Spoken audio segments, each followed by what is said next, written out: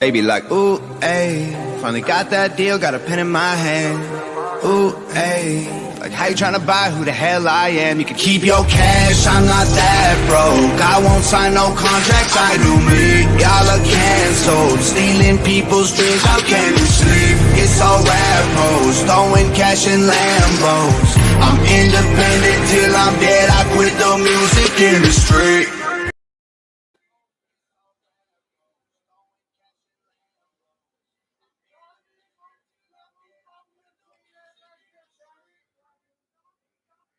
Hello, everybody. Gary had to take care of some things real quick. He'll be right back.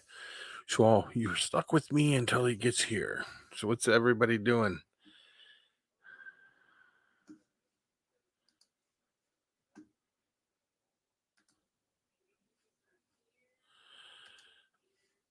Yeah. Well, we'll see. I don't know who's all in here. If anybody's all in here, just hit the thumbs up and say hello, so we know what's going on. So we know who's here. We're creeping up with numbers on our radio show here for followers, which is well, it's not really a radio show, but it's Fauna Radio, but that's what we're trying to get up there. And Deborah Ann is on here. Mark is on here. Hey, what's up, everybody? What's everybody doing? Oh, yeah, it's Whiskey, yes. We are live, but we're just waiting for Gary to come down right now. He'll be here in a few minutes. He's taking care of a few things. Tanisha, how are you doing, Tanisha? Anything new with anybody? Mark, I heard you got some eggs. Egg day. It's always good to get eggs. Always good to get eggs. You'll like this episode, Mark. So I wouldn't go nowhere.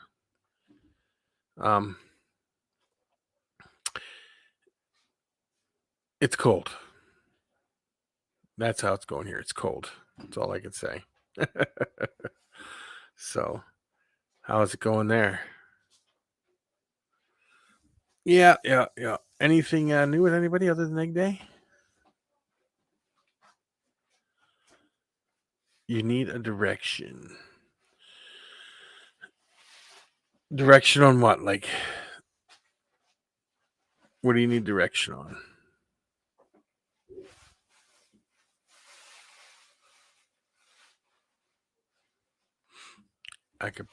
We could probably get you in the right direction. So, let me see what else. Always. Oh.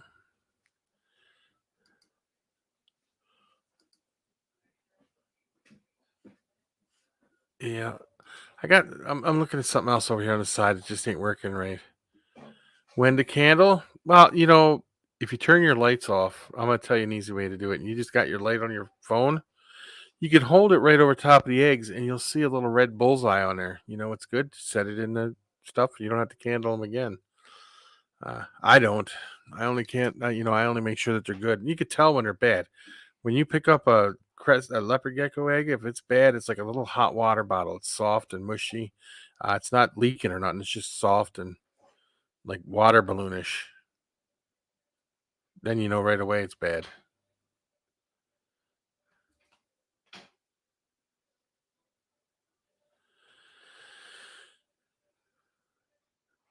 And Nicholas, why'd you change your name if you don't mind me asking?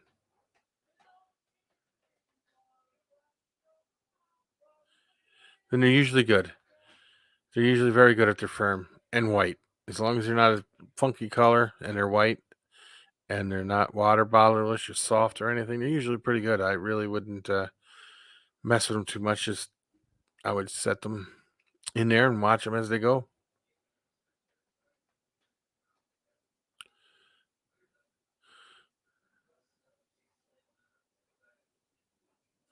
Right after she's.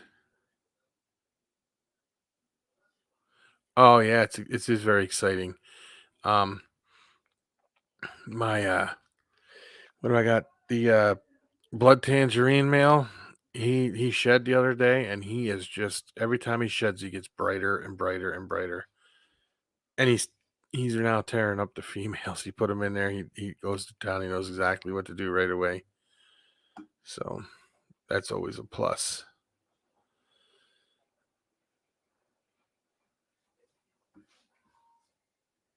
Just follow your direction. Yeah, I wouldn't mess with the eggs too much, Mark. I would just, if they're firm and they're not like water botters and they're not off colors or anything like that, they're usually pretty good. So that's what I would do.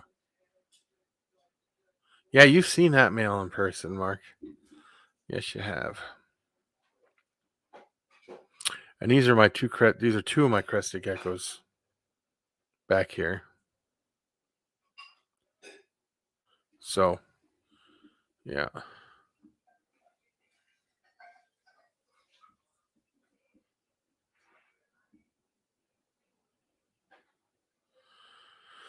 It's at the moment.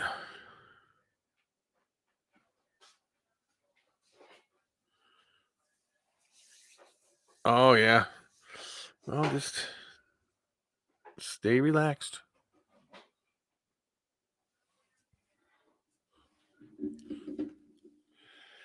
Give me 1 second here.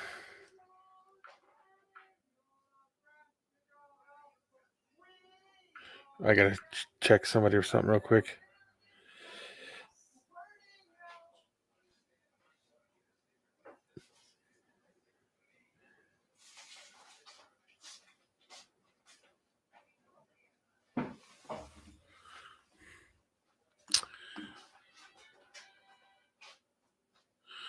My male blood is completely insane.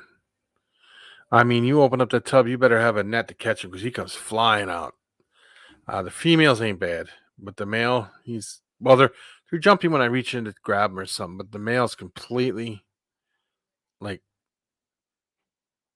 off the charts.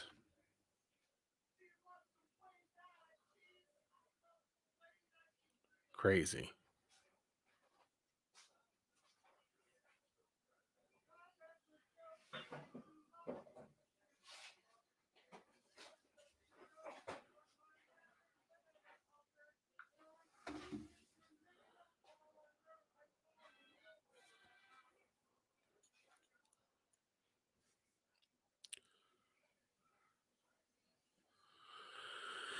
$83. That's what I would keep it. 83. I wouldn't do anything too high because, like I said, if you go above 89, you get what they call, or 90, you'll get them hot females, which are females that do not breed or nothing. They're just, and they got an attitude. 86, 87ish, you'll get males. 82, you get 82, 81, 82, you get females. So I always incubate for mostly all females anyway. So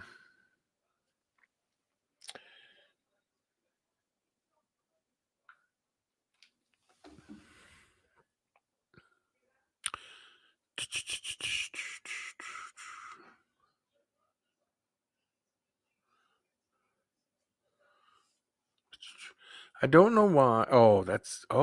I see what's going on here. Ha ha ha. All right. This the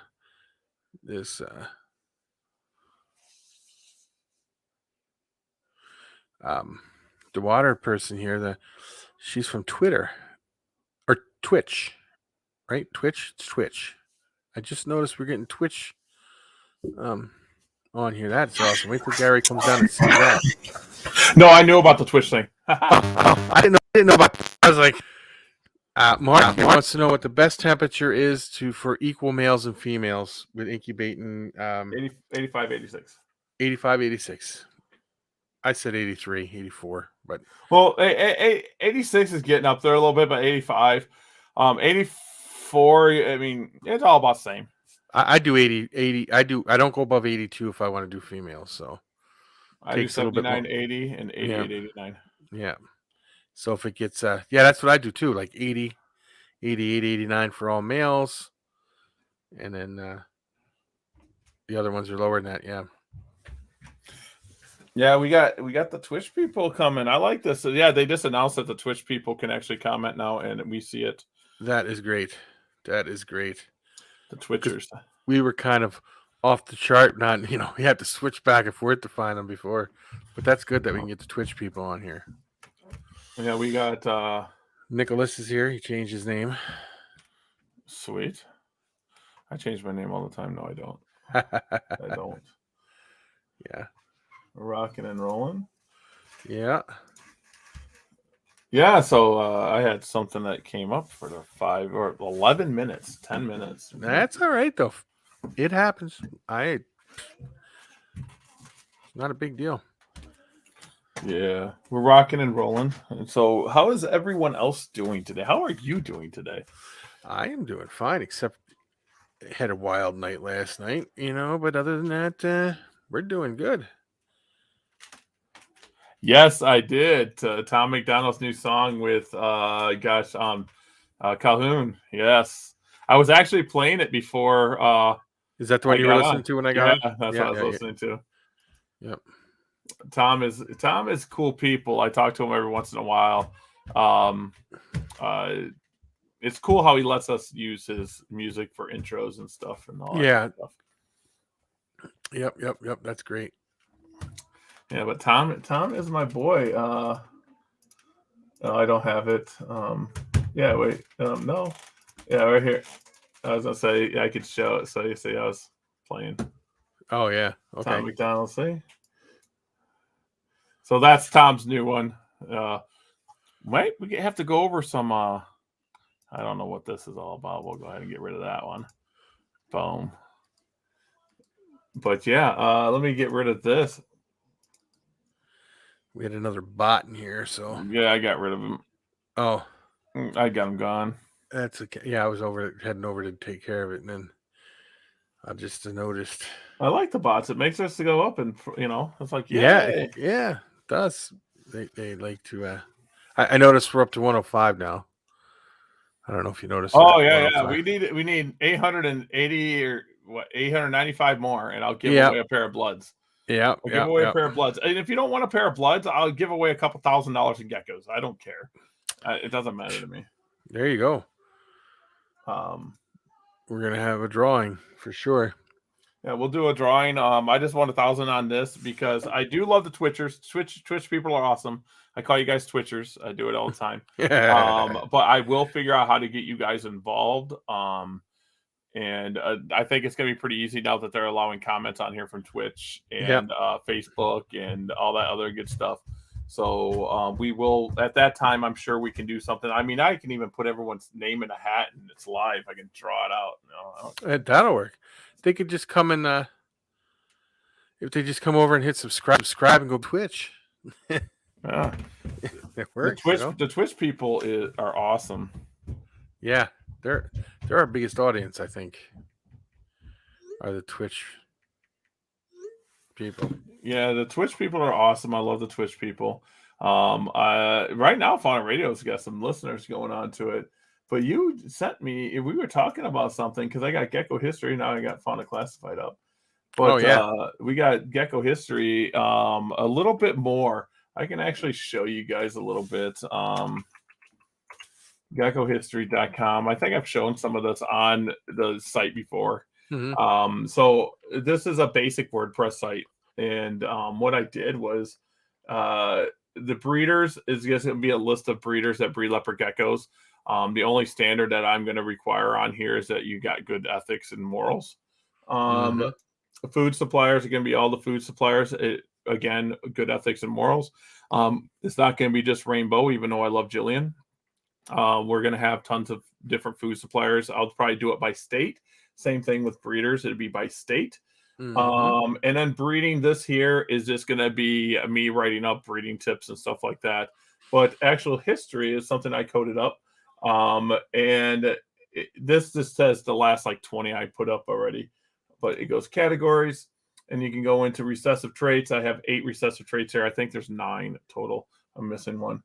But then I don't have anything inside. So when you go to view, so say Murphy pattern list, and you go into view, and I'll have all the history on the animal, maybe a YouTube video about the animal, maybe a few YouTube videos about the animal. If, like John Scarborough, Matt Baronic, and all that good stuff, I'll have them up if it's about that. Because I know Matt Baronic's got something on white and yellow. I got something on white and yellow. Pat Klein might have something on white and yellow. So we'll put everyone's information up to kind of let you guys have as much information in one little area as you can get. And then then you could probably take what you want from it and make your own conclusions with stuff. That's the way they should be. Exactly. So like, this here has been in the works for a while. I don't have anything written in any of these yet. I have them in another file. So I'm trying to get the information right and stuff like that. But it will happen. But I was mentioning that this is Morph Market. They kind of have the same thing, kind of. But they're learning that people can submit to this. Okay. And then you were saying that someone approves it. I'm not sure who approves it. The only thing I don't like about it is they're using two different terms that mean the same thing, line bred and polygenetic. Like right next to each other, you got Black Knight, polygenetic. Then you got Black Pearl, polygenetic. They're both melanistic geckos. So I might put up Black Knight and I might put up Black Pearl and all that, but they're going to be melanistic. I might do a section that says melanistic leopard geckos. And then it'll be broken down into individual lines. Charcoal, and then I might do the same thing with tangerine because there's so many tangerine lines. Yeah, people have so many questions about tangerines. One of the biggest ones, and I know that I don't know what this means when it says higher availability. Carrot tail, there's a couple different lines of carrot tail, and they act a little different. Which I don't like is this isn't a really good example of a carrot tail. That's just not a really good example of it. And I'm trying to, instead of putting up something like this, where it's like, oh, that's not a good carrot tail. And this is a baby blizzard. But some of this is like really different looking blizzard animals, and the pictures just don't represent it 100%. I want to get that done and have it 100%. Well, and we're not bashing Fauna Radio. I mean, a Morph Market at all, because I love Morph Market. We're just trying to perfect what you're doing. And the thing I'm pointing to showing how hard it is to actually get this information, and they're doing a Wikipedia type thing, which I don't really want to do. I don't like the line bred thing and polygenetic thing because they're both kind of the same thing. Like a bull stripe, reverse stripe, but you can line breed a reverse stripe to be a better reverse stripe, if you know what I'm talking about. Then there's a few things like giant. I don't agree with it being an incomplete dominant. Then there's some people saying it's recessive. That's a really big question mark. I wouldn't put it. I'm not going to put it in gecko history as anything. I'm going to put out all the information and put it as an unknown, because some people are calling it recessive. Some people are calling it incomplete dominant, because the reason a lot of people call it incomplete dominant is because it's called a super giant.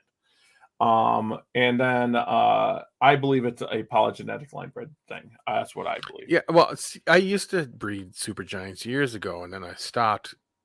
I don't even have them in my collection anymore. Well, my breeding stock anymore, and because there was so much questions about what line bred, or if it's an actual mutation or something. But that all originated, the super giant and the giant and stuff, like all originated from the original albinos line. Yes, 100%. Making sure I got that. Yeah, 100%. I mean, there's a lot of things that,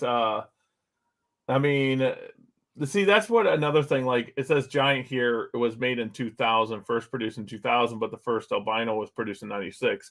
They're all from the same thing. So when you get a lot of people giving information and then one person just saying, yes, that sounds right, that doesn't, and you can get mistakes like that. And I know that I'm writing gecko history, but I'm actually going to the sources. Like for like Cypher, when I go for Cypher, I'm actually going to go to the source, and I'm going to talk to John, and I'm going to bring Cypher over and with his information. I mean, like this here. This is a good book.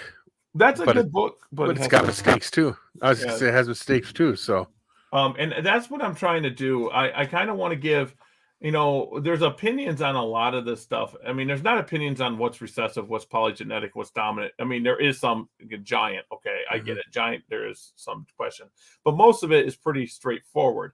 But there's opinions on, like, how can I put it? Like the perfect example is the opinions on giant. So I'll put out all the information there is. I'll put it all out there. and then people can figure it out, on their own. And I'll put all the information I can on Marble Eye. We know it's a recessive trait. We know that. White and yellow is another one that some people think is an incomplete dominant. Some people think it's dominant. Some people think it's line bred. It's a dominant trait. It's 100% dominant. I was just going to say, my opinion, it's dominant. And I think it shows various levels in certain animals. You know what I'm saying? It like certain animals, when you put it in there, it's just, you can't always tell it's in there. Yeah, so I mean, I like this layout. I do like this layout. If people don't know, Morph Market is coded in a code called Python. So it's kind of cool that it's coded in Python as Morph Market. I do like this layout. There are some things I don't like about it, but it's more so about the information, and it's going to take time. And then like this charcoal black pearl, I mean, that's probably the person to get charcoal from is JMG. It's a JMG image. That's probably the thing. But my problem is, it says black pearl, so why are we showing a cross? That's my issue. Okay, let me ask you a question. What's your opinion of the charcoal? Do you like the charcoal? I actually like the charcoal because of JMG. I can get rid of this real quick now. I like the charcoal. The reason is back in 2009 ish. I was, I'm really good friends with JMG, Jeff Senior, Jeff Junior, and I'm over at their house and I see these dark geckos, and I'm looking at these dark geckos. It goes, "Oh, them are charcoals," and I'm like, "Oh, these are pretty cool." But Senior always used to say is, I don't like all white geckos. I don't like Blizzard and white because white's the end result. You can't get more white. And then black is black, and you can't add anything. He goes, "I kind of want to go to color," but they had these charcoals. And I can actually, let me go look. Who was that one breeder we were talking that had him up? And that charcoal, yeah, and he did them once, and it was like unbelievable. Them are charcoal with carbon. Carbon. That's it. That's the one I like. I like carbon a lot. I don't know, but I will show you guys how. I'll just show you guys some stuff. Let me see if. It's not Reptile. Gary's Reptile. So is carbon its own thing then too? Like its own... Carbon's its own line of melanistic. Let me see, charcoal. Let me see. Okay, let me get to it here, and we'll do this. I filmed this back in April 2009. So this had to be filmed maybe 2 weeks before this video came out. This was me. I filmed this back in the day. So everyone that says Gary wasn't a big YouTuber, I was actually filming YouTube videos for other people. This is on JMG Reptiles account. 35,000 views. Look at that. Yep, 35,000 views. I did this, and that is a charcoal in this right here. That's a charcoal. Here we have a charcoal leopard gecko and a super snow trumper albino to show contrast in the two. This is one of our darker females, and this is pretty much a typical super snow trumper albino. And right there is a sun globe.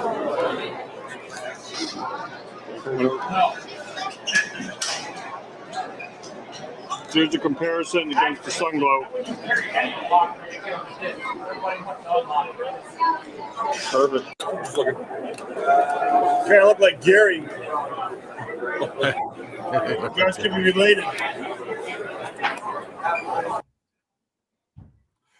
So here's me. This is us with JMG at probably Hamburg. This looks like Hamburg. We used to help them out at Hamburg. I don't know why the sound's not on here. It could be because one of us was cussing and we didn't want to be right there. White out. How much that one? $60. Which one? That one? White out? Yeah. White out female? Yeah.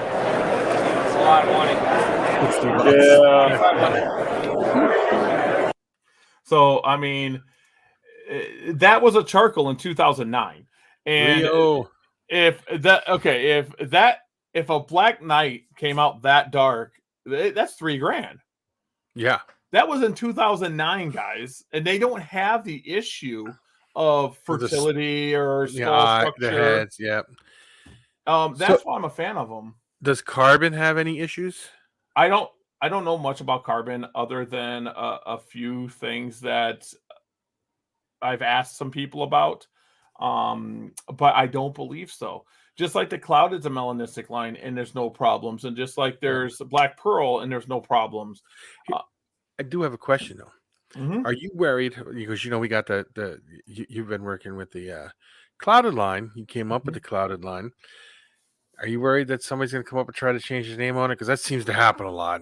I don't care. Oh, There's, I mean, how can I put it? It doesn't because matter to me. It really doesn't. they're real chocolatey looking, and Mhm. I always think that somebody's going to come out and say, "I think we're going to call this a chocolate." Well, then they would get confused with like chocolate trempers because Yeah, there's a chocolate tremper. Um, I mean, the brown in the clouded looks different, and like I told you, it's at the beginning stages. I yeah, just see something. It's a project. It's a melanistic project.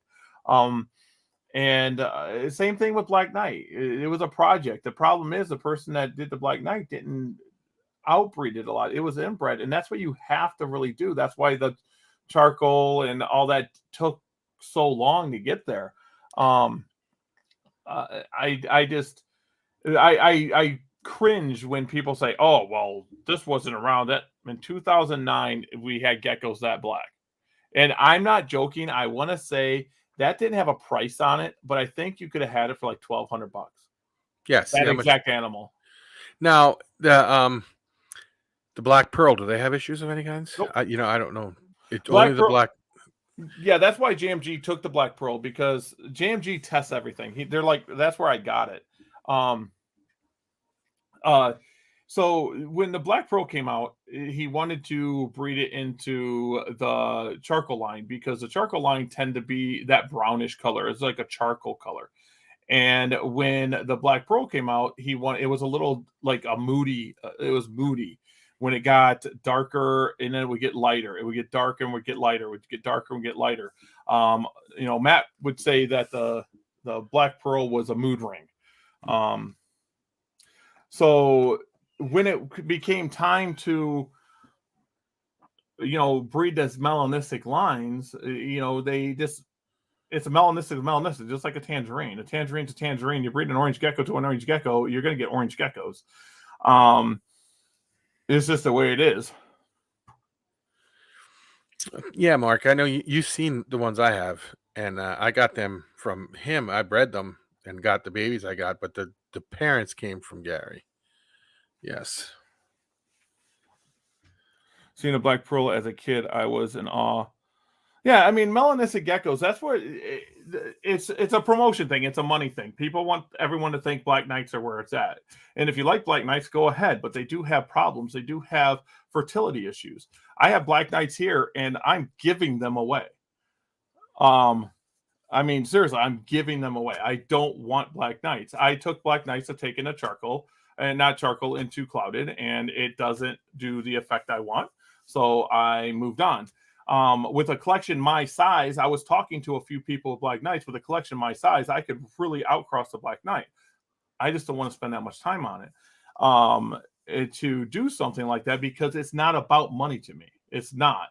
I give way more geckos than most of these people produce in a year. I mean, seriously. Yeah. I mean, that's what I do. Everyone's like, "Oh, it's the hobby's dying," right? I give away geckos to kids and stuff more than most people produce in 1 year. Yeah. I mean, seriously, you can ask anyone at a show. It's like, holy Gary Gary sold a lot. Well, half them geckos left I gave away to kids. I was watching what is it? Late Night Leos, is that what it's called? And with the one with xenomorphs on there and stuff, and impeccable geckos on there, and he said the same thing. He says if a kid comes up to him and has worked hard for the money, he'll make sure he uses the money for to buy this, but he'll set the kid up because getting kids in it the right way makes it so the hobby and this business grows. And you ask any show promoter, I will walk over to the supplier and say, "Hey, this kid's got $100. Let's hook him up." Mhm. I'm not joking. I used to do it all the time. I believe you will. What's your question, Mark? What I don't understand. You're a newbie and what? Wait, what? What you got? I don't know what you were talking about there, Mark. I missed it. Game with Morphs. How are you doing, sir? Strength and Leos. Evan is probably Strength and Leos. That's what it is. Strength and Strength and Leos. Leos. Strength and Leos is amazing. Evan's my homie. That's my boy. There's a kid, man, that's got his stuff together when it comes to. One, he listens to everyone that talks to him, and he listens to people that know more than he does. And two, then when he puts it out there, he makes sure he's right. You know, he doesn't talk. He'll say the word "I don't know." And the kid, that's probably the. I mean, I can't even call him a kid anymore because he's an adult. He's in college, but he probably knows more at his age than anyone I've ever known. He's gonna crush Matt Peronic, and Matt Peronic is a genius when it comes to when he had all the stuff setting up in his thing, I was really watching when he used to do videos of his setups and stuff, and watching the stuff he was doing. I was like, kid's got some. The first good time I met stuff. Evan was at Janesville. He moved to Wisconsin. I don't know if he's told anyone why, so I'm not going to say why he moved to Wisconsin. But he moved to Wisconsin, and I go into Janesville. I basically get whatever I want at Janesville. So I'm sitting and I'm set up, and I go up to Mickey, and I'm like, I want Miles next to me. And he goes, what? I'm like, yeah, set Miles up. But he's a gecko breeder. I don't care. Set Miles up next to me, and Evan next to me. And then we brought Dab Exotics over next to me, another gecko breeder. And I'm like, put him next. We had this whole row of leopard geckos. We just kept selling stuff. Kelsey. What's up, Kelsey? What's up? And we just kept selling stuff. And it was an auction night. I'm not joking. It was a 2-day show, I believe. Wasn't it? Yeah, it was a 2-day show. We had our 2-day show in Janesville. And we had an auction, so we all hung out in the corner, and that's not the night I lost like $4,000 in my money bag. I lost it, and then we end up finding the $4,000 in the money bag. Evan and Gary are going to. We're going to be doing a Strength and Leos, but he's taking a break. I'm sure we could record it now, but he needs a break. We will be doing something together. I also want to get Miles involved with it, or, you know, if they want to do one just with me, that's cool. Evan and I'll do it. And then I want to get Miles, because Miles is a very underrated person in the hobby. Also, I mean, I'm not saying that as a bad thing. I'm saying is some people don't know who Miles is. And I talk to him all the time. I mean, he's one of the most level-headed and honest people I know. Miles is, yeah. I've been on a call with Evan where we talk about the history of the morph, and he literally had documents with notes and stuff. 100%. That's what I'm saying is Evan believes in history.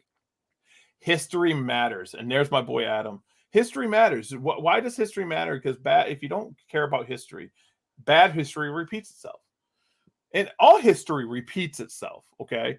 So, I mean, Evan's looking at this and documenting stuff. And, I mean, seriously, me going to Ron Tremper, me going to these breeders and knowing these breeders, Evan has more. I mean, I've been doing notes for, what, eight months now of other people's stuff. And Evan probably still has more than me. Oh, the stronghold on the geckos was pretty cool. Yeah, I think we had everything in that row. We had, I mean, everything in that row. If you wanted it, we had it. And you're right. Miles is just different. Met Miles at my first big show in October. Until Miles is freaking. I cannot say enough about Miles. I am a Miles fanboy. Yeah, he when I had questions about something, he was more than happy to throw out what he knew. Yeah, I can get a hold of Miles. But social media, he takes breaks. I tend to take breaks now, as people know. Social media is a double-edged sword. People think promoting stuff, it just promote it, but there's a double-edged sword on everything they do. So when you promote something bad, it trickles down, and we see it at the show level and expo level and the Herp Society. I'm on the board of one of the largest herp societies in the world. So I see that, and I see it in meetings, and we talk about it in meetings. I just had a meeting the other night, and I'm specifically the director for the Young Explorers, for the younger generation of people. So I see some things, but what's really funny is when I get like a 10-year-old comes up to me and goes, yeah, this one person on there doesn't know what they're talking about. They said this, and I know that's not true. And these little 10 and 11-year-olds saying that just get to me, and I laugh. And I'm like, yeah, you're right, bud, or you're right. We're going to rock this out. Well, the problem with giving out bad information is the young kids that do find it end up thinking that it's the correct information, and then they run into problems, and then then they're like, well, how could this person be wrong? They got this much views or this much, followers. Exactly. But bigger isn't always better. I honestly, I have canceled all shows for the first few months. I got some stuff I have to handle. Not bad stuff. I just don't have a lot of time. And time, it takes me a lot of time with a collection my size to actually go to a Janesville. But Heidi said it was really good. Wally said it was really good. My buddy Dylan said it was really good. So the shows have been really amazing. So Janesville had some walkthrough. I mean, good though. I'm glad people are interested in going to these shows. Funny story. Okay, funny story. I was talking to a friend of mine, and I won't mention names, but I was talking to a friend of mine, and he said someone came up to him and goes, Janesville must be getting super big if they don't want Gary here, and he didn't get tables. It was funny. I was like, I canceled. That's funny, Gary. That is funny. I just came back from selling a pet only, but it's a cool feeling because I know the kid and the family even are going to love it. Exactly. That's the hobby. That's the hobby. And that's what, I mean, Leo, brother, I know Leo personally, and Leo and his wife are going to be special in the hobby because Leo cares about the hobby. He cares, and I wish him all the success in the world. I will send anyone to him. If Leo says something, it's true. The guy is amazing. His wife's amazing. Leo's great. Yes, I like Leo. Adam, I have to agree with you. There are issues out there at the moment, and but to amass something like that, I think would be a tough. I heard what happened. Is it from over the pond or after it touched, soil here? I will tell you a story that everyone knows about Memphis. Mm-hmm. Memphis got lost, but that's a little different than people think animals need to be shipped overnight. And it's not true. When we ship them from overseas, it takes days. Okay. But I shipped over 150 geckos to the UK, and they got lost for a week, and all of them showed up fine. I'll tell you a story, Gary. I know a breeder who breeds reptile geckos and stuff and ships it through the mail. Okay, He's got a contract. He's not breaking any laws or nothing. He ships it through the mail. Shipped it to the wrong place because the guy gave him the wrong address. It sat at that place for a week and then came back to him, and the animals were still in good shape because the temperature wasn't drastic or nothing. I think there's certain things you can't send through the U.S. mail, the USPS, but geckos you can ship through the USPS. As long as you do the right steps, you can do it. You can do geckos, certain insects, things like that. Yeah, you can ship a goat through USPS. Back in 1913, you could ship a kid. Yeah, you can ship almost anything through the USPS. I agree. I don't know. The thing is I was actually looking into it. There's I know a lot of people don't like her name's Angela, right? I forget. She breeds enigmas, but she breeds mice and stuff. She breeds mice and hamsters, like real expensive hamsters. And she does a drive like ever so often and delivers these hamsters across America. And she does a route, and you meet her in a city, and then you pick up your hamster or rat or whatever. And I'm not saying it to be mean to her. You just pick up this small animal that she bred. I know who you're talking about. Yeah. Yeah. But it costs her so much money to do that. So, I mean, the reason that we can't do it is because, one, we don't have planes. We would have to have our own planes. But now what I think we could do, I think this is a doable thing, is if someone started up a smaller service and said, ship it airport to airport, and I pick it up and I deliver it to your house in the state. but it's still going to be it's just It's, they it's a gonna lot be of a lot money more money. A lot of money. because the ship airline. I mean, you're looking at $60 to $80, but it'd get there in 8 hours. You'll ship it in the morning, it gets there that night. Yeah. I But mean, then the person going to get it's going to want money for Yep. gas and stuff like so. It'll add up. It'd be like But $200, $300 shipping. Leo, you're correct there. You can't do scorpions. You're not supposed to do scorpions and tarantulas that I know of too. There, Yeah, and nothing venomous at all. So, I will tell you this: there are ways around that. I do know this for a fact because I used to run a expedite shipping company. That's why I don't know everything about shipping, but I kind of know. I had a very large hub I ran. And I used to pick up some strange animals for this test facility in Madison, Wisconsin. Like really weird. And we used to pick them up from USPS and then we would expedite them down there. I mean, we've done scorpions before. I've seen venomous snakes. They were dead. The venomous snakes were dead. But I don't know what they said. The scorpions were alive. The tarantulas were alive. I've done eyeballs. I've done a cow head. Some really weird stuff. yeah. So, But if I know somebody does that with their dogs, breeds their dogs, sell their dogs, and then maps out a trip and delivers the dog to the people. So, I mean, I guess you could do it if you wanted to take the time out, but that would take a lot of time if you were doing your geckos or reptiles that way. the delay on the airport, it would just be like a delay with FedEx. So, I mean, it's just the money that's involved. If let's just say I'm going to ship a package from here. I'm going to get a package from Miami, Florida, and I'm going to get a venomous shipment, and it'd be up here in 8 hours. Let's say it gets delayed, it'd be overnight. Okay, and then so that shipment's going to cost me $80 to $100 to go airport to airport. That's what it's going to cost me. And then I'm going to have to pay a driver and gas for them to ship it to rest it away to my house. So let's say it's a 2-hour drive from the airport. That's going to mean you're not going to be able to go, oh, it's $15 for an hour. You're going to spend another $100. So it's going to be a $200 to $300 shipping.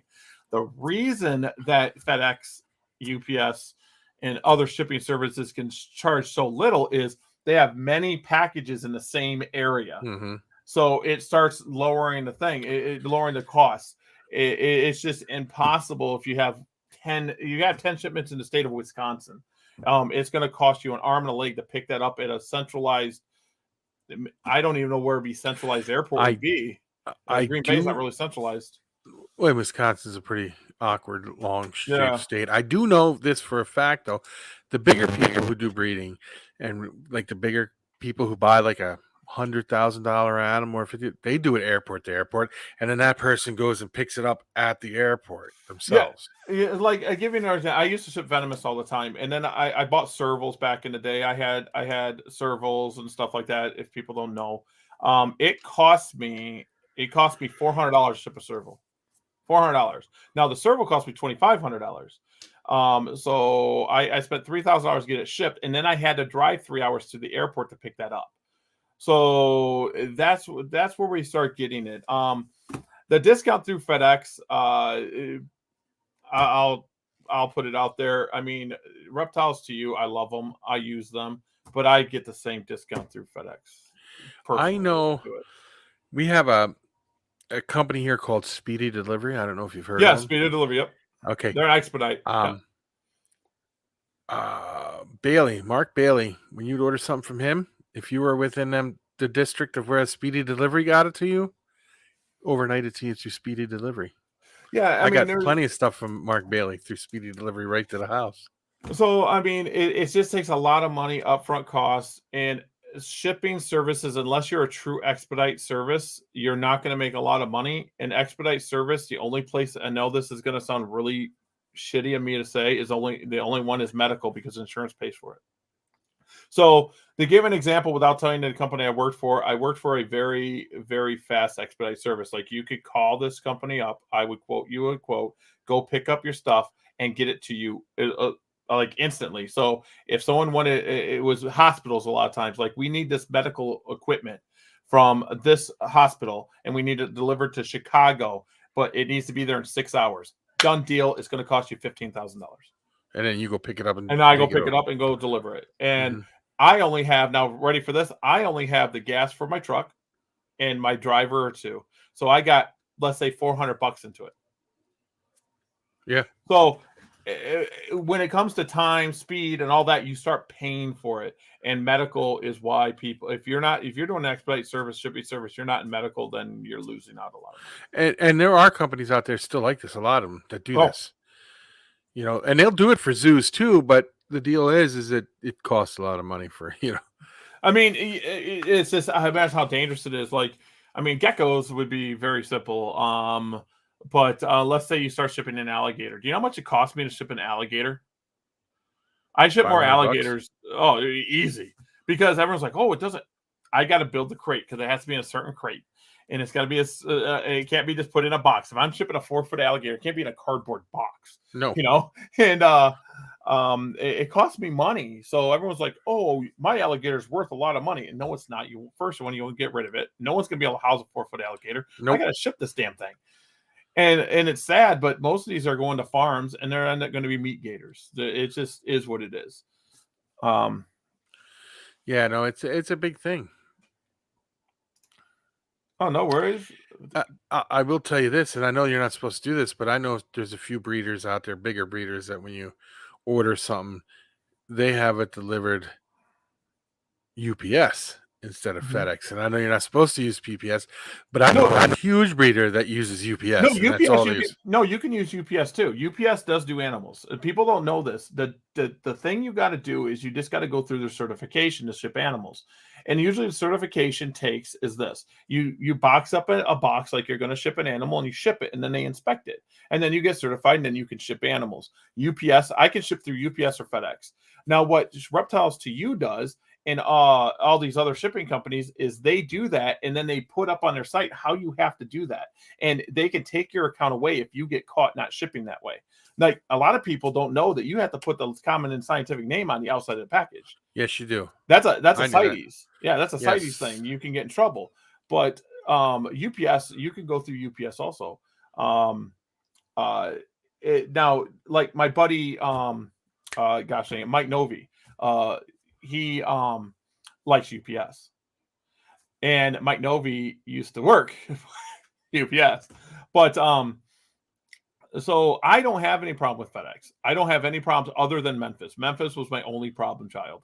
The whole well, and you named them Memphis, but the city of Memphis is a mess up with UPS with FedEx. I mean, the reason that I don't understand it, but then I don't understand why they don't use another hub. But there's only two main hubs over here. So when I ship something, if I ship something to you, it goes through Memphis. It goes south to Memphis, Tennessee, and it goes back up to you. It's the strangest thing. I don't get it, but it works, I guess. yeah, he's talking about driving in zero planes. Yeah, we when you were putting your child to sleep, I think we talked about that real quick. But now here's the thing: I know a guy who they pulled his box from UPS or FedEx or something. Said you got to have the scientific name on the box. They were going to pull his license for doing this, and he had them. He goes, flip over the box. They flipped over the box, and real tiny print on the bottom, right where the seam is.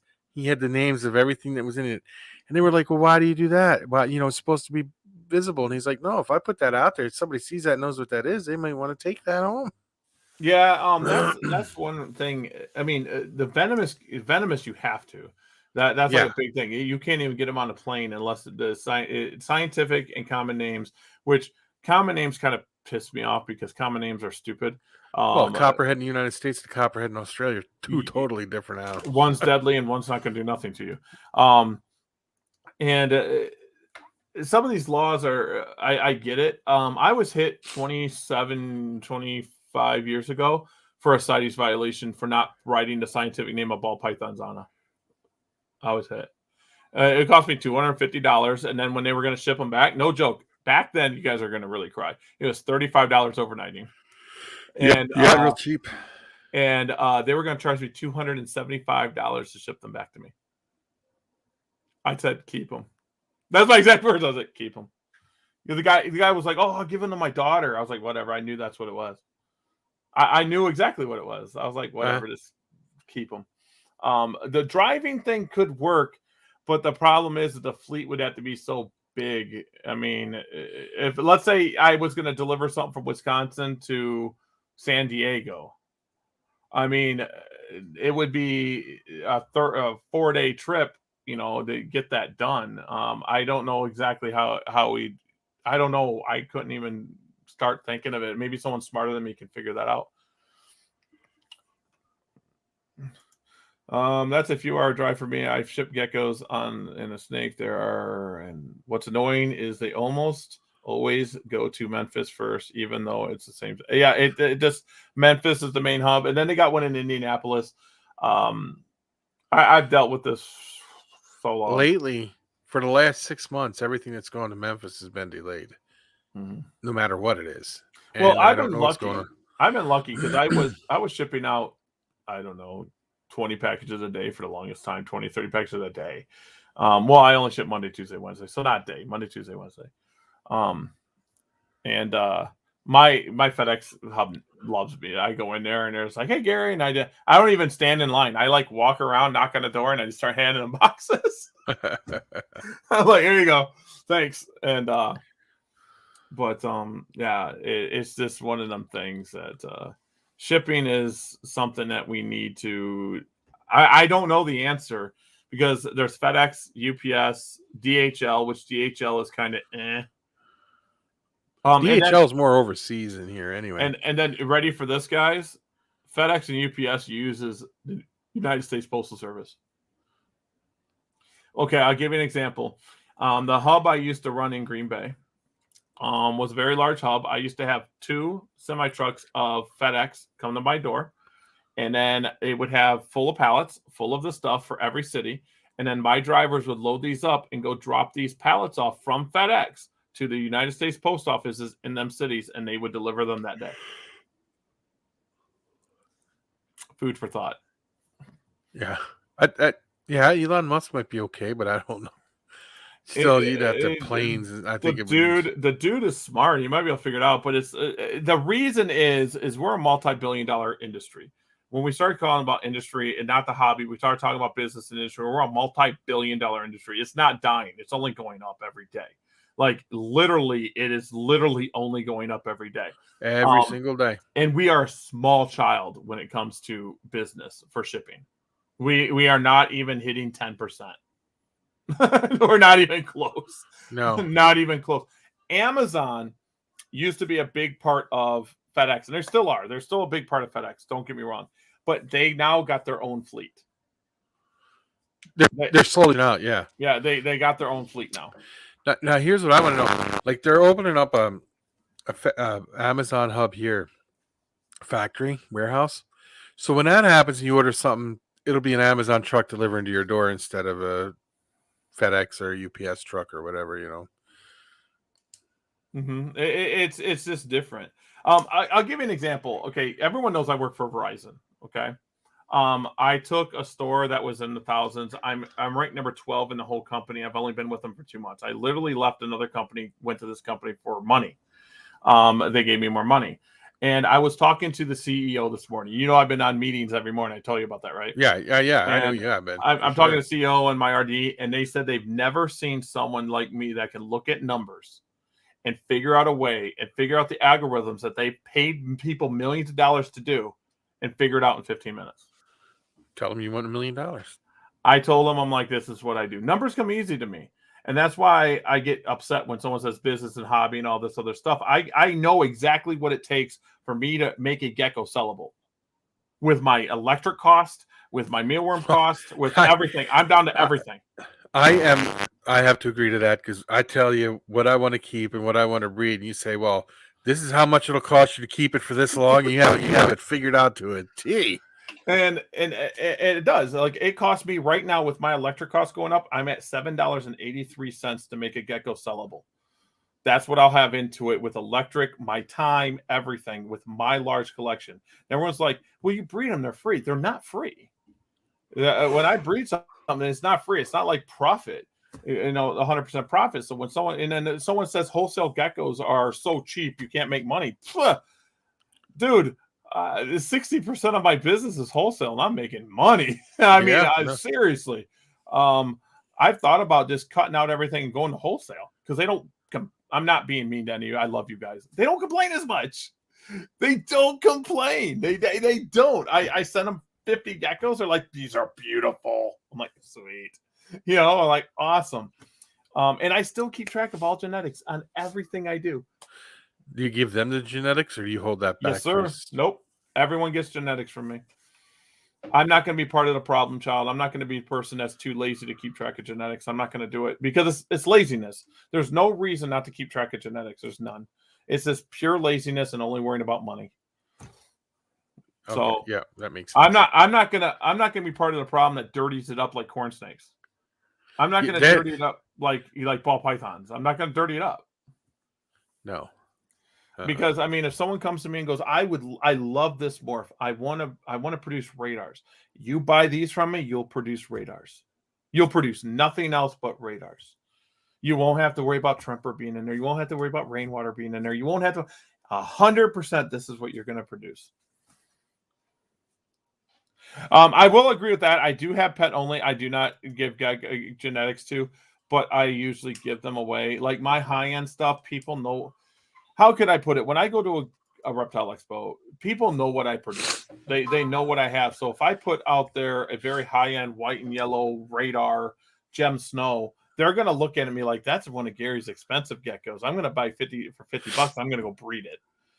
You know, that's what they're going to do. So what I do is I keep them under the table and I'll talk to people. And there's usually a kid, there's usually someone that comes up to me. They want a gecko. They got $25 in their hands. And I may say, hey, guess what? I got a gecko for you. Put that $25 in your pocket. There you go. That's what I do.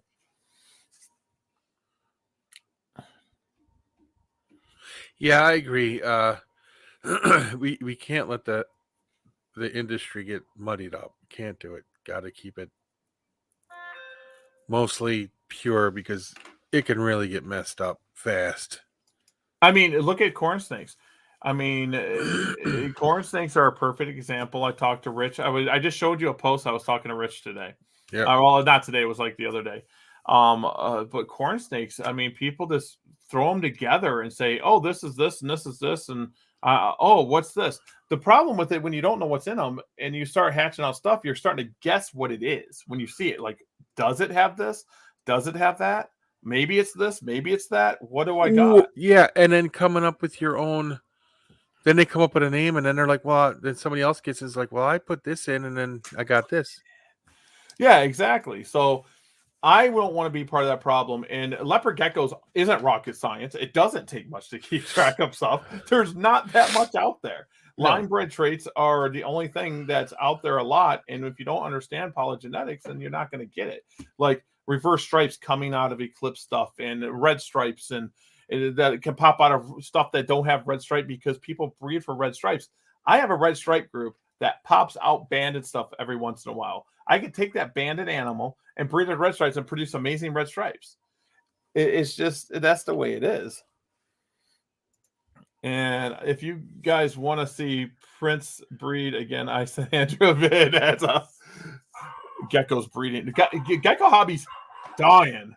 I love it. You should have seen his live the other day. He did a lot the other day, and he. I was watching it. And he put them in here. I was like, "Holy cow!" I love Adam. Adam's awesome. Yes, he is. See, back in the day, I had herp radio. I didn't hold back. I was like, whatever. Screw you guys. Screw this person is bad. Screw this person is bad. You want to know something I don't understand? Ready for this?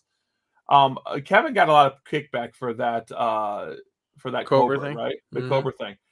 Did anyone go view the video that he put out there when it had a neocropsy done? Yes. That animal did not die of anything he did. No. It definitely died from all the urates throughout its body, which was caused from the genetics. Yeah, well, that's because his kidneys were shutting down, and his kidneys were shutting down because they were clogged with urates, and that was caused because he was a leucistic, and almost all leucistic animals, it's not natural, has an issue with urates, and that's exactly what this vet put out there. He definitely has a problem with urates. And he paid for 2 people to do it, and I watched that video. You know, like I tell people, Kevin's a lot of things, but there is by far no one I would trust more with a reptile than Kevin. Kevin just No, the guy just. I don't even know how to explain. I don't know how he fits it in there. I do agree with that, but there are things that are iffy. Not saying iffy. I shouldn't put it that way. How should I put it? Everybody flaws, I guess you could say. But yeah, no, I would trust him with any at reptile, 100%. Red stripe. Here's what people got to understand. Okay, here's what polygenetics is. Okay, it's this simple. Everyone's got their own line of crap. Okay, everyone does. A tangerine is an orange gecko.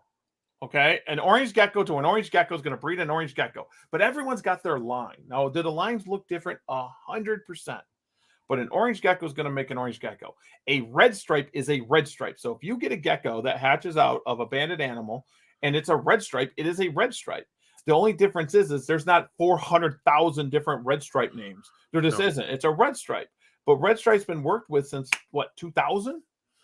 It's just one of them things. Reverse stripe is something that came out of Eclipse. Eclipse hatches out tons of weird stuff. Okay, you get striping and pastelling and all this other stuff. What line breeding can do is we can try to isolate getting just reverse stripes. But if you want reverse stripes, just breed Eclipse. You'll get reverse stripes. You will get reverse stripes. It just happens. And that's what people don't understand about polygenetic is it's in there. We've bred all this stuff all over. So hypo is the best looking one. That's the best one. It is so hard to find pure macularis that look just like pure macularis. Me and Adam were talking about, I think we're talking about it on our show, that they're just ugly. They're ugly, brown looking animals. And most animals today are hypo or super hypo. Hypo is bred into everything. I was talking to you the other day that somebody said, because I put a picture up of my blood tangerine. And what did they say? Was it Mandarin? They said, was there Mandarin in there because it was yellow or something like that? And then you were right away saying, well, Mandarin came from the tangerine line. So, of course, and then when I showed another picture because of the lighting, it was, what do you call it when the lighting's too bright and it turns it yellow? It was washed out or something? Yeah, it was washed out. It was overexposed. But before you go on, can I say one thing real quick? Yeah. Everybody wish Gary happy birthday. I forgot to say it the other day, buddy. Happy birthday. My birthday was yesterday. But yeah, people don't understand it. It's just orange gecko's an orange gecko's an orange gecko. And most of the orange gecko lines that we have are made of other orange gecko lines. Mm-hmm. And that's just what it is. And I don't give a shit who says, like the Inferno, there was tons of lines bred for an Inferno, but you can make your own line of a tangerine if you go for a look and you get that look. So the line thing, I let people, if people want to say it's my line, it's my They're line. all head gecko. They're all head gecko. Yeah. I saw Kevin. Kevin is a legend, and I trust him with animals more than anyone. He has a way of talking to animals for animals to understand. He has a way of not really talking. When I say talking, I mean for making the other animal understand him and trust him. I'll put this out there. People are going to get really mad at me here. Brian has the same talent. I believe it. Yes, he does. Brian is. I defended Brian the other day on a thread. The guy won't talk to me, because I called him out. Because most people, I only have 400 subscribers, right? And, I had 400,000 subscribers back in the day. But Brian got mad at me because I called him out on something in public, whichever. But the guy does love animals and he does have a talent with them. He just wants to be YouTube famous. That's what he wants to do, I guess. I don't know. Because before Brian became YouTube famous and was on Snake Bites, he was still a large breeder. Just people that didn't know about him. He was one of the largest breeders in the world. I could tell you this. I have a talent with reptiles too. I have a talent for figuring out how to get them to bite me because that's what happens with everything. It happens. I honestly think that everyone's got skeletons in their total closet. Absolutely got skeletons. Every one of us have lost an animal for unknown reasons. Everyone's lost an animal for our own neglect. For stupid reasons, yes. That's why. Yeah, it's for our own stupid reasons. Like I lost Memphis. I still don't know why. I don't know why he died. I don't know. I had him for a year, perfectly fine. And I don't know. Was it something I did? I don't know. Was it something he had? I don't know. So I've had an opportunity to buy more caiman lizards. Have I? Nope. Most people, most vets will tell you we kill our animals with love by feeding them too much, by just things like that. I mean, geckos have a tendency to put on some weight if you feed them too 90% of the geckos we see on YouTube are overweight. Yeah, I know mine are fat, are just way overweight. I mean, is it a bad thing? No. I mean, is it going to kill? No. But I love the people that sit there and go, breeding leopard geckos, you need to have them at 65 grams or 50 grams and blah, blah, blah. Dude, 35 grams was 10 years ago. We were breeding them at 35 grams. They were doing just fine. I have animals that are 40 grams. They're 8 years old, and they will breed just fine. And they're females, and they will give me 16 eggs. They'll do just fine. Let's see. No, let's see. I was invited tonight by a pissy female, and not my old lady. But yeah, I mean, like I told you, that blood is what, 7 months old. I said he'll get it. Now he got it. Now he's a maniac. Holy cow! His line, the line are just wacky. Okay, I'll tell you something. He had a certain look about him, and then after this last shed, his look completely changed. The shape, the way the way his skin was around his neck and all changed. And as soon as I put him in with a female, he was like, "Yep." The males get that. I call it the bulldog look. Their head gets a little bigger than normal. So, I mean, that's why I laugh, and like Adam knows, and stuff like this. It's just like the Matt Bronics, the me's, and the JMGs, and Garrett at one time. We probably have more males and females that aren't breeding than most people's collection are breeding. I'm just like, that's what we do. That one. I'll tell you, I thought I was really good with animals back in the day, right? I thought I was considered myself when I was in my 20s. I'm an expert, got 15, 20 years. I'm an expert, 15 years in, I'm good. Well, I ordered these berms, and they came in, and they were big ones, and not real big ones, but they were, good size, thinking they just got shipped, not realizing that, they got bounced around a box. They weren't happy. I opened up the bag. One grabbed me in the neck. Another one grabbed me on the face. Becky standing up in the sink in the kitchen. So I ain't coming over. I'm like, you got to get me a bag. I need something to stop the blood. I need a bag to put these back in. And she's like, nope. I remember I used to import a lot. Well, I didn't import them. I used to get from an importer, and the berms and the ball pythons and all that good stuff. And oh, geez. The animals that are friendly today, they're like, oh, they're sweethearts. Oh, geez. Get the wild caught ones. They'll tear you in half. Been around. That's why blood pythons have a bad reputation, because back in the day when you first got blood pythons, you couldn't even look at them things. And they hit. They hit hard. Now the problem is with blood pythons, you should get the little snapper heads when they come out of the egg. They'll bite you right away. They're not like a bird. You get little pin cushions for hands. Yeah, my favorite. That's another snake that people overfeed is blood pythons. They overfeed them. Yeah, they like the big look of them. Yeah, they get real fat and blobby.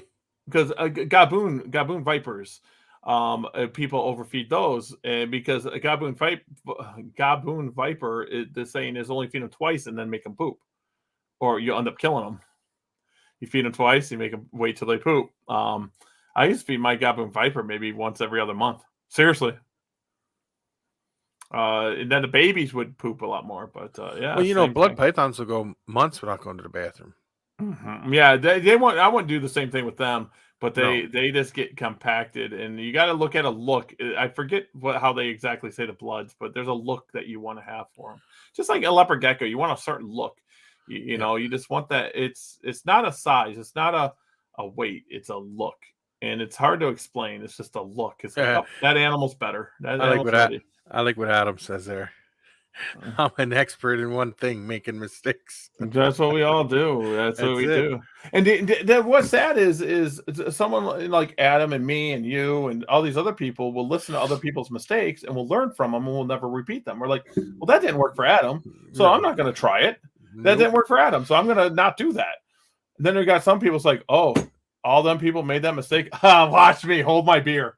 hold my beer. I'm gonna hold my beer. I'm gonna make mistakes. It's gonna be big time mistakes. I'm gonna make a mistake, and then I'm gonna act like I'm the first one in the world to ever do it, and then I'm gonna teach you about it. We're off the rug and say there was no mistakes made. Yeah, or no, there's no mistakes at all. It's all good. It's fine. I mentioned that's because they don't move around a lot. Ambush, but yeah, gaboons and your bloods are ambush. Yeah, they'll sit for a long time. Yeah, same thing with a lot of your buzztails too. Yeah, I love learning from other people's mistakes. That's my favorite one to learn from because I didn't make the mistake. I'm like, yeah, let's go. I mean, shoot, do you think I didn't listen to Matt when I talked to Matt? I was breeding leopard geckos before Matt, but I listened to Matt, and I listened to Junior, and I listened to Senior, and I went, Garrett, and all this other stuff. I listen to every single person I can, and I'm like, well, that didn't work for them. I'm going to do this, and I build my morals, because my morals are usually based on this. If there's a problem with the gecko, or if there's a problem with any animal or morph, why am I going to try to reproduce it and put it in a box for my own pleasure? Why am I going to make it suffer? And why am I going to do this? There's another avenue. There's more than enough morphs. That's why I ask you a lot of questions, and I hope that doesn't drive you crazy. I ask you a lot of questions. Nope. I know a lot of the answers, but I like to hear reassurance from somebody. Yeah. And then I know that you know a lot more gecko breeders than I do, and when you ask, I've dealt with that already.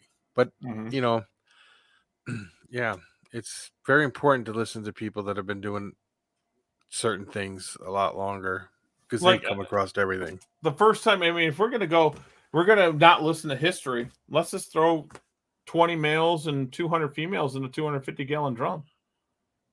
Or metal horse trough, right? Yeah, metal horse trough. That's how it was done back in the day. I know. That's exactly what it's done. We learned from history that let's not do that. And an ashtray in for a water dish. Yeah. I mean, it will be a game changer. But that's a perfect example that we learn from mistakes. We learn from the history of our past. Well, that's you talk the carrot tail, right? Mm-hmm. Because of a little yellow dot on there. Never figure out exactly what female laid it because 100 females, 25 males. But he was smart to take that out and set it aside and start working on it. Yeah, that's all it takes is a little different look. That's how the clouded started. That's how my wacky stuff starts. Everyone wants to know what a wacky is. It's just wacky pattern. It's just wacky stuff to me. That's better than the bubble gum. But yeah, that's how the carrot tail started, was just an orange spot. And but identified with parents laid it because of how many were in the enclosure. So he doesn't know which parents did it, but took it out and kept it and worked with it itself. I'm just gonna do that. I'm just gonna put all my geckos in a room and just let them breed and go to town and just be done. And history doesn't matter, so that's what I'm gonna do. Genetics don't matter. No, there's no way I could do it. I mean, laziness. I don't know. It's really bothers me. Satin. Is there? The satin morph. Is that the less scales? Yeah. Now, smooth leopard gecko. I gotta ask you a question. Now, I've been thinking about this now since Adam talking about it on his live on Instagram. Now, you breed a satin to a satin. What's the odds of it coming out with no eyelids? Because aren't the eyelids scale? Like, the scale pushes the eyelids out. And if you understand what I'm saying? I couldn't tell you honestly. I haven't dealt with them. I'm thinking about looking into them to see what I can, But if any negative comes out of them, I won't do it. I asked Andy. Yes, this is my father-in-law. Oh, gotcha. So the satin, I don't know if there's going to be any issues with them. I honestly don't know. I do know things I think about. Yeah, there's now the scaleless snakes have issues. Scaleless bearded dragons have issues. I just have my moral set that if there's actual hard issues for the animal, why am I going to breed it to try to breed that out of it? How many animals got to die for us to put more animals in a box? I have that problem, and if satin turns out to be a problem, I won't touch them. Money be damned. I don't care if someone says, Gary, we'll pay you $70 million if you breed satins. I don't give a shit. Like everyone here, like I get people that sit there. I've had people say, how do we donate to this channel? I say, just go give it to US Art. Seriously. This thing only cost me like $1,000 a year to do, roughly. So, I mean, if I can't give that to do something I love, I mean, we'll figure it out. Well, that's what I said too. I'm going to do what's the name? I'm going to do a percentage of all sales are going to go towards US Arc for sure. Because they've helped me out tremendously. I'll tell you, Becky and I fought this town 2 years straight, nonstop. Mm-hmm. And when they stepped in is when it ended. And Becky and I are the only ones in the town because it's a small town that have reptiles. I mean, other people might have one or here, but we're the only ones doing what we do. And when I contacted them, Phil got right back to me and he says, I need the information of the town. He got it all and took care of it. Boom. And it was over. Yeah, usually when a big organization like, US Arc does something, it's done. I got lost. Scaleless beardies. Yeah, scaleless beardies they're called silkies. Yeah, right? He's a beardy guy. He loves his bearded dragons. He's I lost scales beardies. Yep. It's not. Let's see. If I can do this, if it's not a super issue to shed, I would like to just have one not to breed. Yeah, that's what I'm thinking. Mm-hmm. But I'm thinking that it's different because the leopard gecko as it isn't really a scale anyway. They're just going to be missing the bumps, right? That's what this is. Well, that's what I think because they're not true scales except for kind of around the lips. Yeah, so around the eyes. That's why I was worried about the eyes. I don't know. So yeah, might not affect it in any. Yeah, I don't know. I don't know what I'm going to do with it. Now, I'll say it this way: if I was the one that hatched it out, I'd be breeding it to find out what's going on with it. But since someone else hatched it out, I could care less about the money aspect. I'll let them do the kinks. Get the kinks out of it for me. I'm not one to do it just for money. I'm not going to invest in Black Knights so I can sell Black Knights over here. Whiskey had a good question. What's up? Who did? Oh, let's see. You showed me Heidi Bolds. Anybody openly working with jungle bolds with good success? I think Heidi's actually got some jungle bold stuff. I do. I think she has some. But jungle bolds, I have a jungle-ish bold in my collection. To tell you the truth, I bought a bunch of stuff off of John Scarborough. And I said, hey, I want stuff with genetics. I was running, this was like 4 years ago. And he sent them in, and I got this bold that's no hets. It proved out to be no hets, and it's jungly. But I've taken that into blood now, and that's where my blood bolds come from. So anyone that gets blood bolds off me, that's where they come from. Is that line? Yep. Yeah. Blood bolds are expensive, though. I often wonder, like with some of the stuff that I've produced, if holding on to it and keeping it back, how easy is it to pass the pattern traits down to some things? I mean, and it doesn't really work that much. It just takes time. It takes time because it just takes time. Like the one I showed you, the Max Snow, that's got the really dark line on its back with the open circles on its tail. I would love to pass that trait down. It will happen. It just takes time.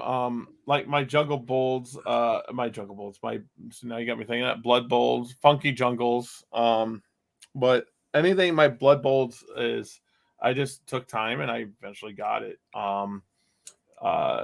What else have I worked on? The wacky stuff. I have yellow geckos with orange spots. I've never shown them to people. Say that again? I have yellow geckos with orange spots. Oh. Now, am I now ready? Oh, there's no projects anywhere. remember that one. I'm not going to release it because I haven't really reproduced it the way I want. I have a group of them and I get 1 or 2 here, and we'll see what the next generation is and stuff like that. They got brown dots too, but they got like orange dots. They're just orange dots everywhere. It's really weird. Let's see. I mean, my brother has stuff that you would consider that, but not from the bold lines. All a bold is bold. That's all it is. Okay, what is it about holdbacks? I have read and heard that it's holdbacks are you do the best of the best. I hold back my best of the best. It's something I'm looking for. Yep. When you hatch something out, you wait a little bit until you get a good idea of where it's going to go with its look, and if it's going to be good, perfect looking, you hold it back to really increase the look of your line and stuff that you're doing. I produce thousands of geckos. I hold back 5%. But I start holding back 20%, then it goes down to 10%, then it goes down to 5%. The humblebee line, I am contemplating breeding. The bumblebee line, yeah. I have Skittle here, but it's a cross. That's another cool little line. I'm thinking about taking the Skittle line. It's a cross. I honestly don't know what the Skittle line's crossed with. But it's probably blood because the person that but it's het tremper. I've tested it out. It's het tremper and it's het eclipse. It's not het bell. It's not het rainwater. So we're good there. And I'm thinking about taking that into that orange spotty line because the Skittles give that color. I don't know. You see why it's important, though? I'm going to tell you something. You see why it's important to keep track of all your genetics and to have some kind of morals when it comes to it? Because Tremper, everybody threw Tremper into everything. And now it's hard. And Eclipse, everybody threw Eclipse into everything. And now it's hard to get it without it. See, this is my Eclipse gecko. See the eyes. See him.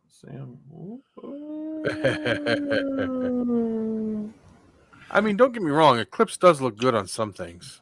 It really does. I'm not an Eclipse fan because I'm trying to breed Eclipse out of a few things, and they keep popping up. So I'm a little upset. Miles knows more about some of it. I think I told you off air. Yeah. Guys, I have geckos here that everyone's like, "Oh, you're hiding stuff." I don't have time to tell you about every single thing I do, and and if you're telling everything you do, then what do you got? I mean, I don't want Adam to tell me everything he's doing. I would love to see some of the stuff he's doing, and when he releases it, I'll be buying some stuff off Adam.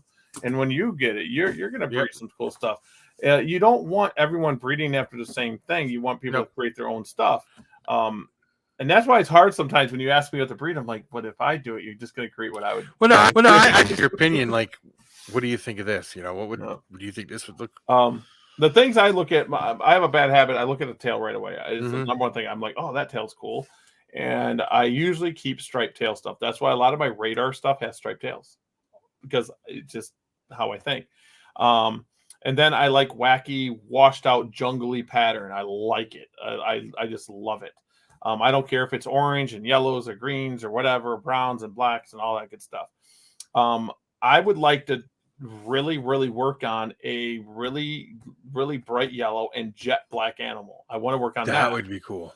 I got some potential, but nothing that's like, oh, wow. Because I do have the pure macularis stuff that I have sitting here. And I want to do it. Oh, tell me your secrets. Yeah. Adam, just text me all your secrets. Just text them all to me, man. We're good. This is the one I was talking about that I would like to. Yeah, that's an amazing animal. That tail is just sweet. But that's from the clouded stuff, and people don't understand it. When they get clouded, I tell everybody that when they ask me about that, I'm like, the clouded. It just gets it different. And there's a girl, I don't want to mention her name, that has clouded stuff from me. She was one of the first ones to ever buy it because I was just working on it and I had too much. And I was selling the white stuff, the light stuff like you have in your collection right now, what you got. And I was like, yeah, this stuff's just too light for me. She started getting clouded, like dark clouded, like, oh my God, clouded. I was like, wait. And she goes, yeah, I bred this one. I'm like, oh, wait a second. Whoa. And then I started holding back everything. I was like, wait a second. So that was a mistake I did. And but it's not clouded isn't a black animal. They're like a it's chocolate color. Yeah. They're oddly bright. I have some like that, Gary. See, yeah, I mean, Mm-hmm. it's just weird. Here's a little secret. If anyone ever bought a Super Snow, from my 2019 season, Super Snow or Super Radars, they were all from Clouded. All of them, all of them, every single one. I don't like breeding Super Snows. I'm not really a big Super Snow producer. I think I produced like 150, 200 of them. And I just don't like breeding Super Snows because of the head structure thing. I don't like it. They do have a different head structure. I mean, it don't affect their health any, but I just don't like it. Yeah. I just got a bunch of stuff going on in my head all the time. That's what it is. Um, Yeah, that's okay, though. like that's why I get so upset with Frank, is because I mean, me and another person were talking about it on the phone yesterday, and I don't want to mention their name because I just don't throw out names that I'll talk about it, but they were just like, he's such a good presence on YouTube. Mm-hmm. He's got charisma. He just He has a doesn't know talent for Yeah. YouTube, and he just don't know how to, that's what they did. And I was like, I understand. He'll literally learn something 2 weeks ago, and then they'll spurt it off like he knows everything about it. And well, and the whole thinking you're going to do something different than anybody else has ever done, it's not going to happen with that. I know, and I mean, he could take this hobby to another level if he just focused his energy in a different direction. With it would, you know, he would. Yeah, because I'm gonna give everyone. I could film professionally. I got professional gear. I have professional editing software.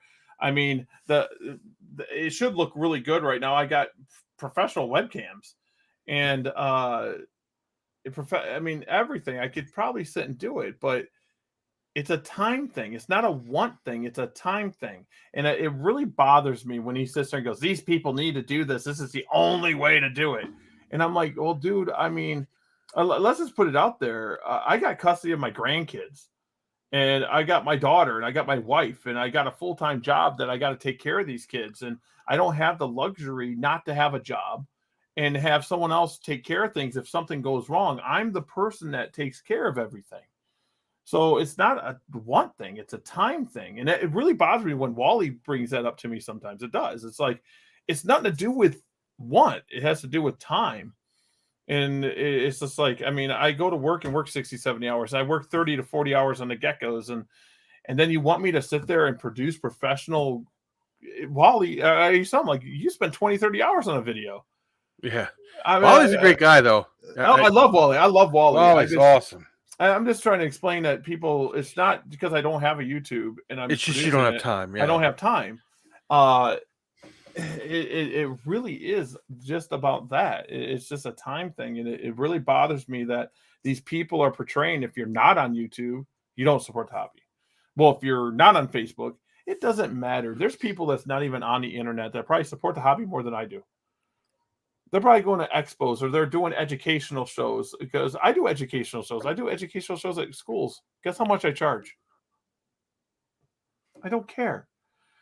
I just talked to the board and like, well, I'm not vending the shows because I don't have time to pack up the animals and make the labels, and I don't have time for all that. But I can go to the show possibly, and I could set up a table for the young explorers and get some new kids in. Yeah. And I mean, literally to edit a video, to do a talking head video, it doesn't take long at all. Talking head videos, if you have to edit that too long and whatever, but to do an actual nice video that, shows cut-ins and B-roll and all this other stuff, it takes time. It takes time, especially shooting in 4K. Then you got to have a monster computer. I do, but I don't get professional with none. This is my whole thing right here. Yeah, I don't have my stuff. I mean, I got this here. I got other cameras. I have a good camera. Don't get me wrong. I just don't, I mean, I went out. These are cheap. These are garbage. Don't buy these. These are garbage. I went out and bought this. This was like $80. Now my stuff's all falling. This was like $80. Is that like one of the microscope Mhm. ones? And I was going to do microscope shots of the scales of a gecko, Uh-huh. and I was going to show the eyeball and stuff like that. That thing's a piece of crap. Like literally, it doesn't show. I mean, I don't know how you work with it. It's a piece of crap. Well, you don't realize it until you really get it, though. And I found this at a thrift store the other day. This is pretty cool. Oh, that's cool. I don't know if someone made it or if it's like mass produced, but I mean, so that it really bothers me, and I always hold it in. I'm like, oh yeah, whatever, and I can't do that. I don't have time. I mean, I literally wake up and I get ready and I go to work and I sit on stupid meetings, and it's not stupid if anyone at my work watches it because they know I do this. They all know I do this now, but I'm like, I go to work, I sit on these meetings, then I sell cell phones and teach other people how to sell cell phones, and then I take it and I get breaks in between here and there. Then I come home and I'm usually eating. I get home, I'll eat, then I'll take care of geckos or whatever I got to do, or do a reptile show like this. And then my days off, I'm running my kids to the doctor's offices if I need, because my daughter's diabetic and she's got more doctor's appointments than I ever did as a kid. God bless her, she does great. Or I'm going grocery shopping, or I'm going to do this. It's a time thing. It's not a one thing. So don't. Yeah. I mean, it bothers me big time. Oh, Frank the Tank. I love the thrift store. I am a thrifter. If I ever get time, like I went into a thrift store because I had to. What was I looking for? I didn't even buy what I was looking for. I was going in there for something very specific, and I found that. I was like, you see Mark right here, Mark Tucker right there? yeah. His dad is a thrifter. You should see the stuff that he's got. I mean, buildings and everything. It's crazy. And he's got everything you can think of. It's amazing. Absolutely amazing. Like this, I used to own a thrift store. You guys do that, right? A I 14,000 did. square foot. Yeah, 14,000 square foot thrift store back in Ohio. It was called G&L Treasure Hunters. This was something that was game in. And what made this cool is I bought one of these, not this one of these for my grandfather. You know, when you're in grade school, did you ever have where they brought gifts and you would buy gifts for your family? That's what they did. I bought my grandfather one of these. So this came in, and I was like, I had that. I just grabbed it and kept it for myself. It sits on my desk now. I'm a big thrifter. I love thrift stores because it's looking into the 90s and 80s. I love it. It make me feel old. Thanks, dude. You should go to the thrift stores that you look back in the 30s, 40s, and 50s. Dude, I love thrifting. There's a few things like I'll code. Like some nights I've been falling asleep early lately. But you used to know I used to stay up till 2, 3 o'clock in the morning. I'd code or do something else. I'd sit there. But now I go up there and I crash and I'm out. I'm probably because I'm old, because I'm 43. Well, that ain't old, dude. I'm old, man. But I mean, I'm feeling good now because I am losing a lot of weight. I'm dieting more, I guess. I don't know what you want to call it. I don't eat as much anymore. But this show is like my escape. This is my escape. This is it. But that's been bothering me for about a year. That Frank keeps saying it, and I've been told this all this time that, you know, at least people are creating content, and at least I do this. And if you're not on YouTube, you're this and this and this. It's not a one thing, dude. It's more of a time. What kind of questions you got, Mark, about the rack system and the heat? I told you I get all my heat tape from Reptile Basics because it's got that's you get the other stuff that's knockoff brands, and you can have fires and stuff like that. So I'm a Reptile SWAT. Yeah, Reptile Basics for sure. And then I get the name brand thermostats. I don't get the cheap thermostats. I even tried to tell this to Frank too.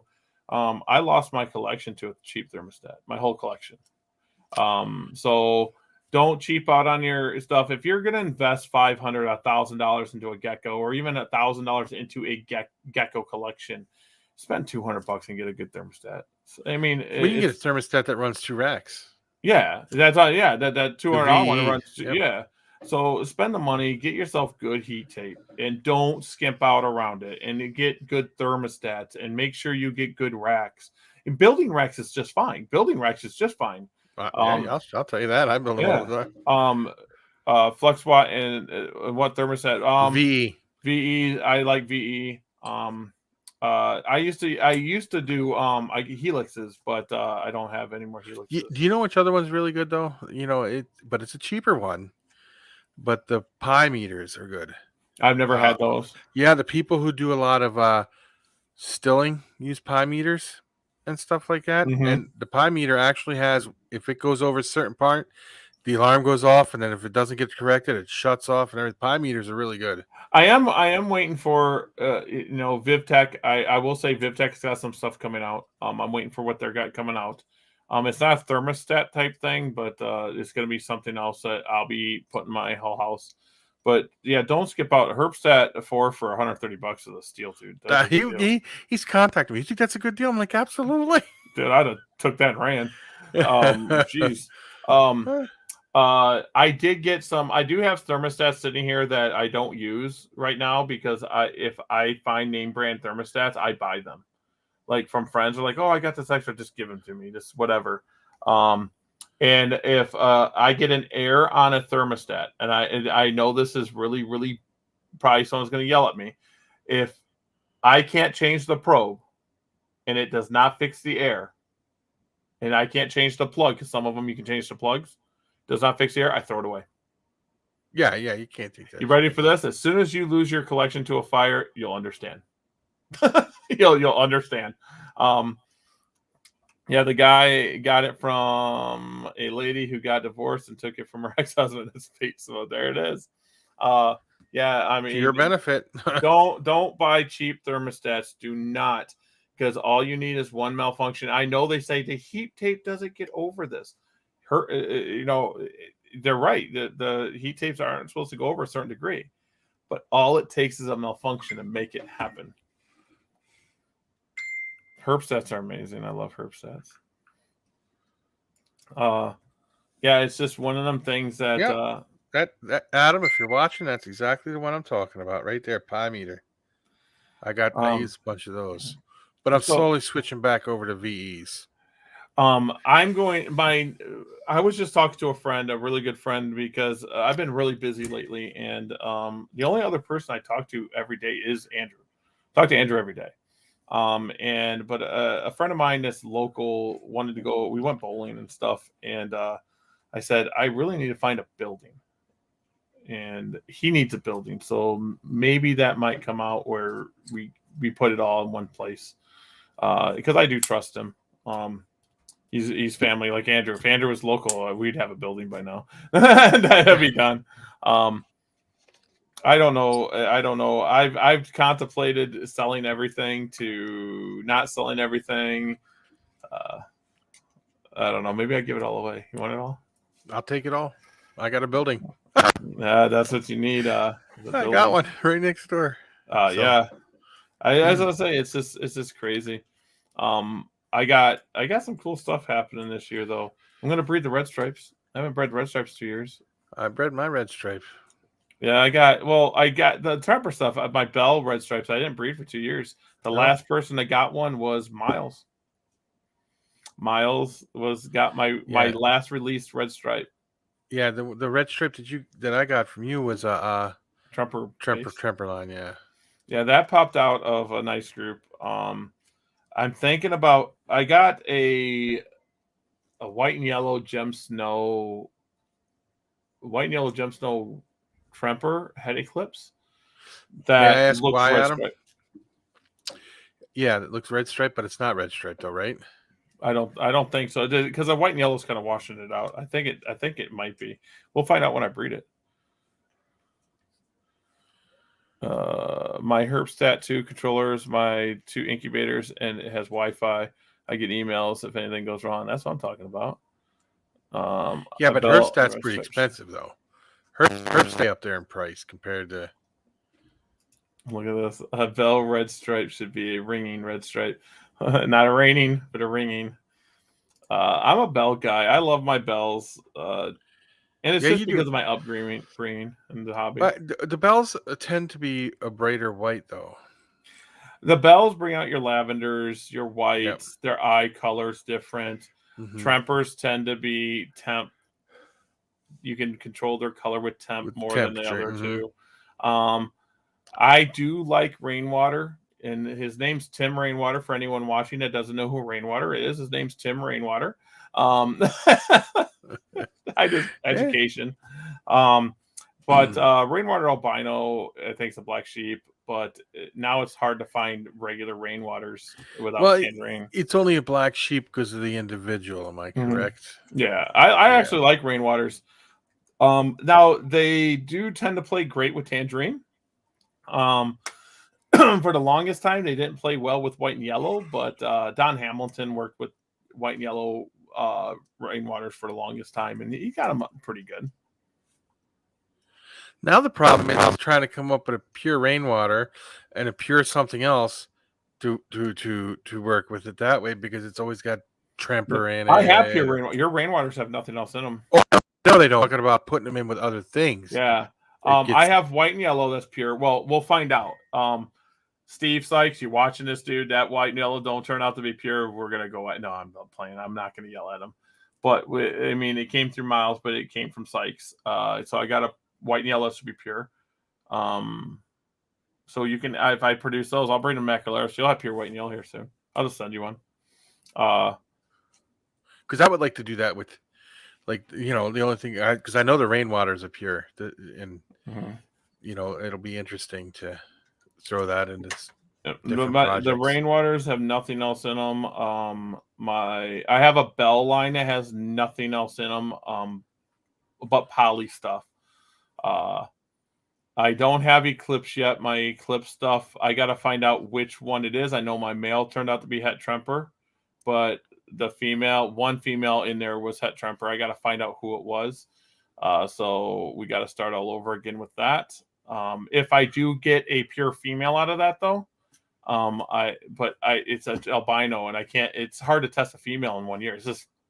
It's hard. Yeah, It's just you got to do multiple years to make sure it's pure. I mean, if I can get any recessive that is pure 100%, I got the macularis that I know are het nothing to breed to. So, Adam, what thermostats would you recommend then? Herpstat probably. Yeah, sure. Herpstats. The VE 300 to 199 Herpstat 2 is 205. So that ain't, yeah, but they're both just for two, right? He's talking. He wants to do more than 2 probes and stuff.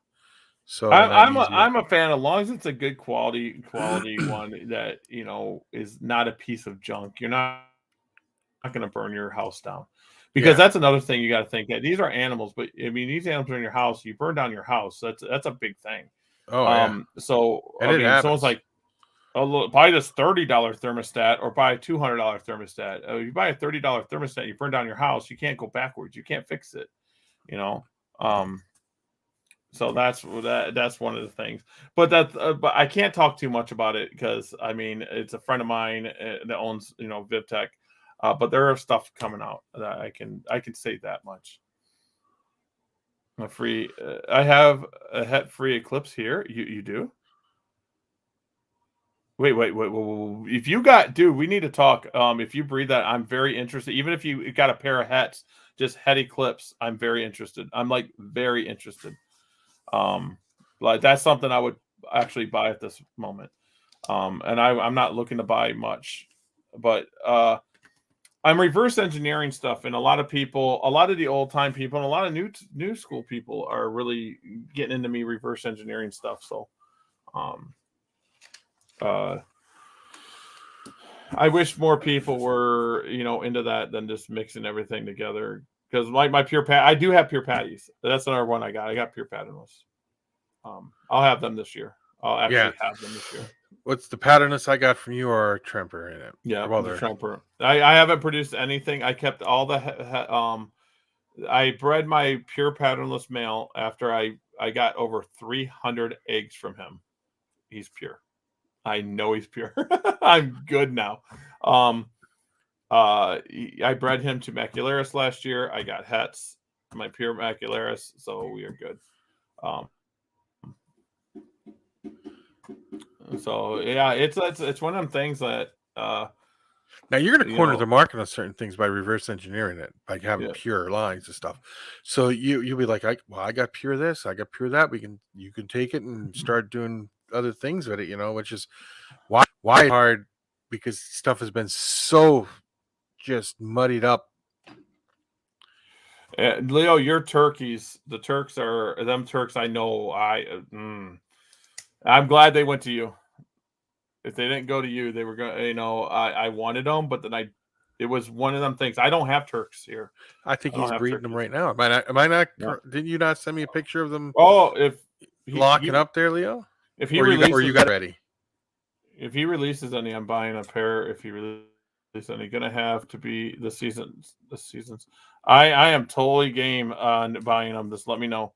I'm very interested. Like and Pure Eclipse, and I trust you. So, you're on that small list of people I'd buy from.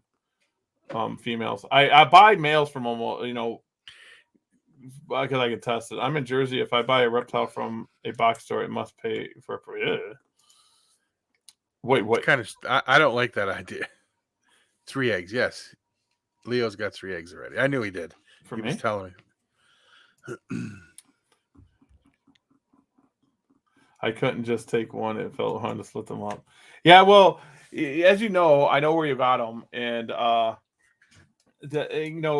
we got this little inside chat with us, and that's when you got those. I got the white and yellow, and I got the super snow that created the clouded stuff came from. Because I got a lot of crap for clouded. People don't know that. Because I just let it out to people I knew. I was like, I got this weird thing. I'm going to call it clouded. I marked it down as clouded because that's what it looked like. And I started showing people some stuff. And they're like, Gary, that's just a snow eclipse. I'm like, no, you're not getting it. Here's a tangerine one. And here's this one, And I'm like, wait, I've been breeding them 2 seasons. I didn't release them until I bred them 2 seasons. And then people started, they're different. And I'm like, yeah, they're different. But it's polygenetic. It's just something I was working on. That's all it is. And blood brings it out really quick. If you want to breed, blood brings out the darkness quick because bloods are darkest. Yep. Anyway. Mark, as for your comment there, I would say it's just the state of New Jersey trying to make money. Because they print out the permit right on the spot. They'll give you a slip with the permit right on it right there as you buy the animal. So that's just a way for the state to make extra money. Oh, yeah. Anyway, they can make money. Mm-hmm. See, I mean, I'm having a really big hard time where some things just want to make money. I mean, money's cool, but some things you don't need to make money on, and permits are one of them stupid things you don't need to make money on. Yeah, no. Man, oh man. I need to get back to expos though. I mean, I got Rothschild coming up. I might make an appearance. Do you know how many emails I get? Because I'm not an appearance. Are you going to make an appearance as in just showing up, or are you going to show up? I'm just going to show up and walk in. Oh, you're not going to have a table or not? No, I might just show up and walk in. I just don't have the time because it's the 6th, and I mean my animals are ready, but it's just I got to pack them up and then I got to unpack them, and it's not just that. It's just like so my day would start on Wednesday. On Wednesday, I would go through all the animals and I would actually choose what I'm taking because I don't have a rack that says all these go. I have to choose what I'm going to take, and then I write them all down. No joke. Or if I have it organized, I have a checklist on a spreadsheet and it's printed out, sort of like like that, and I'll check off the ones I'm going to take. Then I'll come in here and I'll sit and I'll make labels for every single one. And I'll just sit here listening to music, just making labels for like 3 hours. And then that'll be Wednesday night. I'll be done. Then Thursday, I make sure that they all had their water, they all got food, everything going. So they poop and stuff. Try to get cleaned out before Friday, Saturday. Then on Friday, I pack everything up. Then on Saturday, I come home from work and I load up the car and I drive to the city I go to. I go into the hotel room. I get there around 6, 7 o'clock, and I take all the geckos out and I clean out all the poop. Yeah. It's a And lot of then work. I pack it all back up, and then the next morning I do it again. I take the gecko because usually I get set up the night before, but the geckos don't stay down there. And I take them all out and I clean up all the poop in there, so they look good. Then when I go home, I have to put all that stuff away. So Yeah, I got to a work lot of on work. Monday morning, and then I'm up till 3 o'clock in the morning doing this, and then I got to be at work at 7, and it just sucks. But my deal is, I wish they had more shows here because I would do a lot of shows. I love the shows, but like I said, where I'm at, they only got the one show, and I wish one of these people would come through because we got bigger places that they could do at least 3 shows in this state easy. So why don't you do one?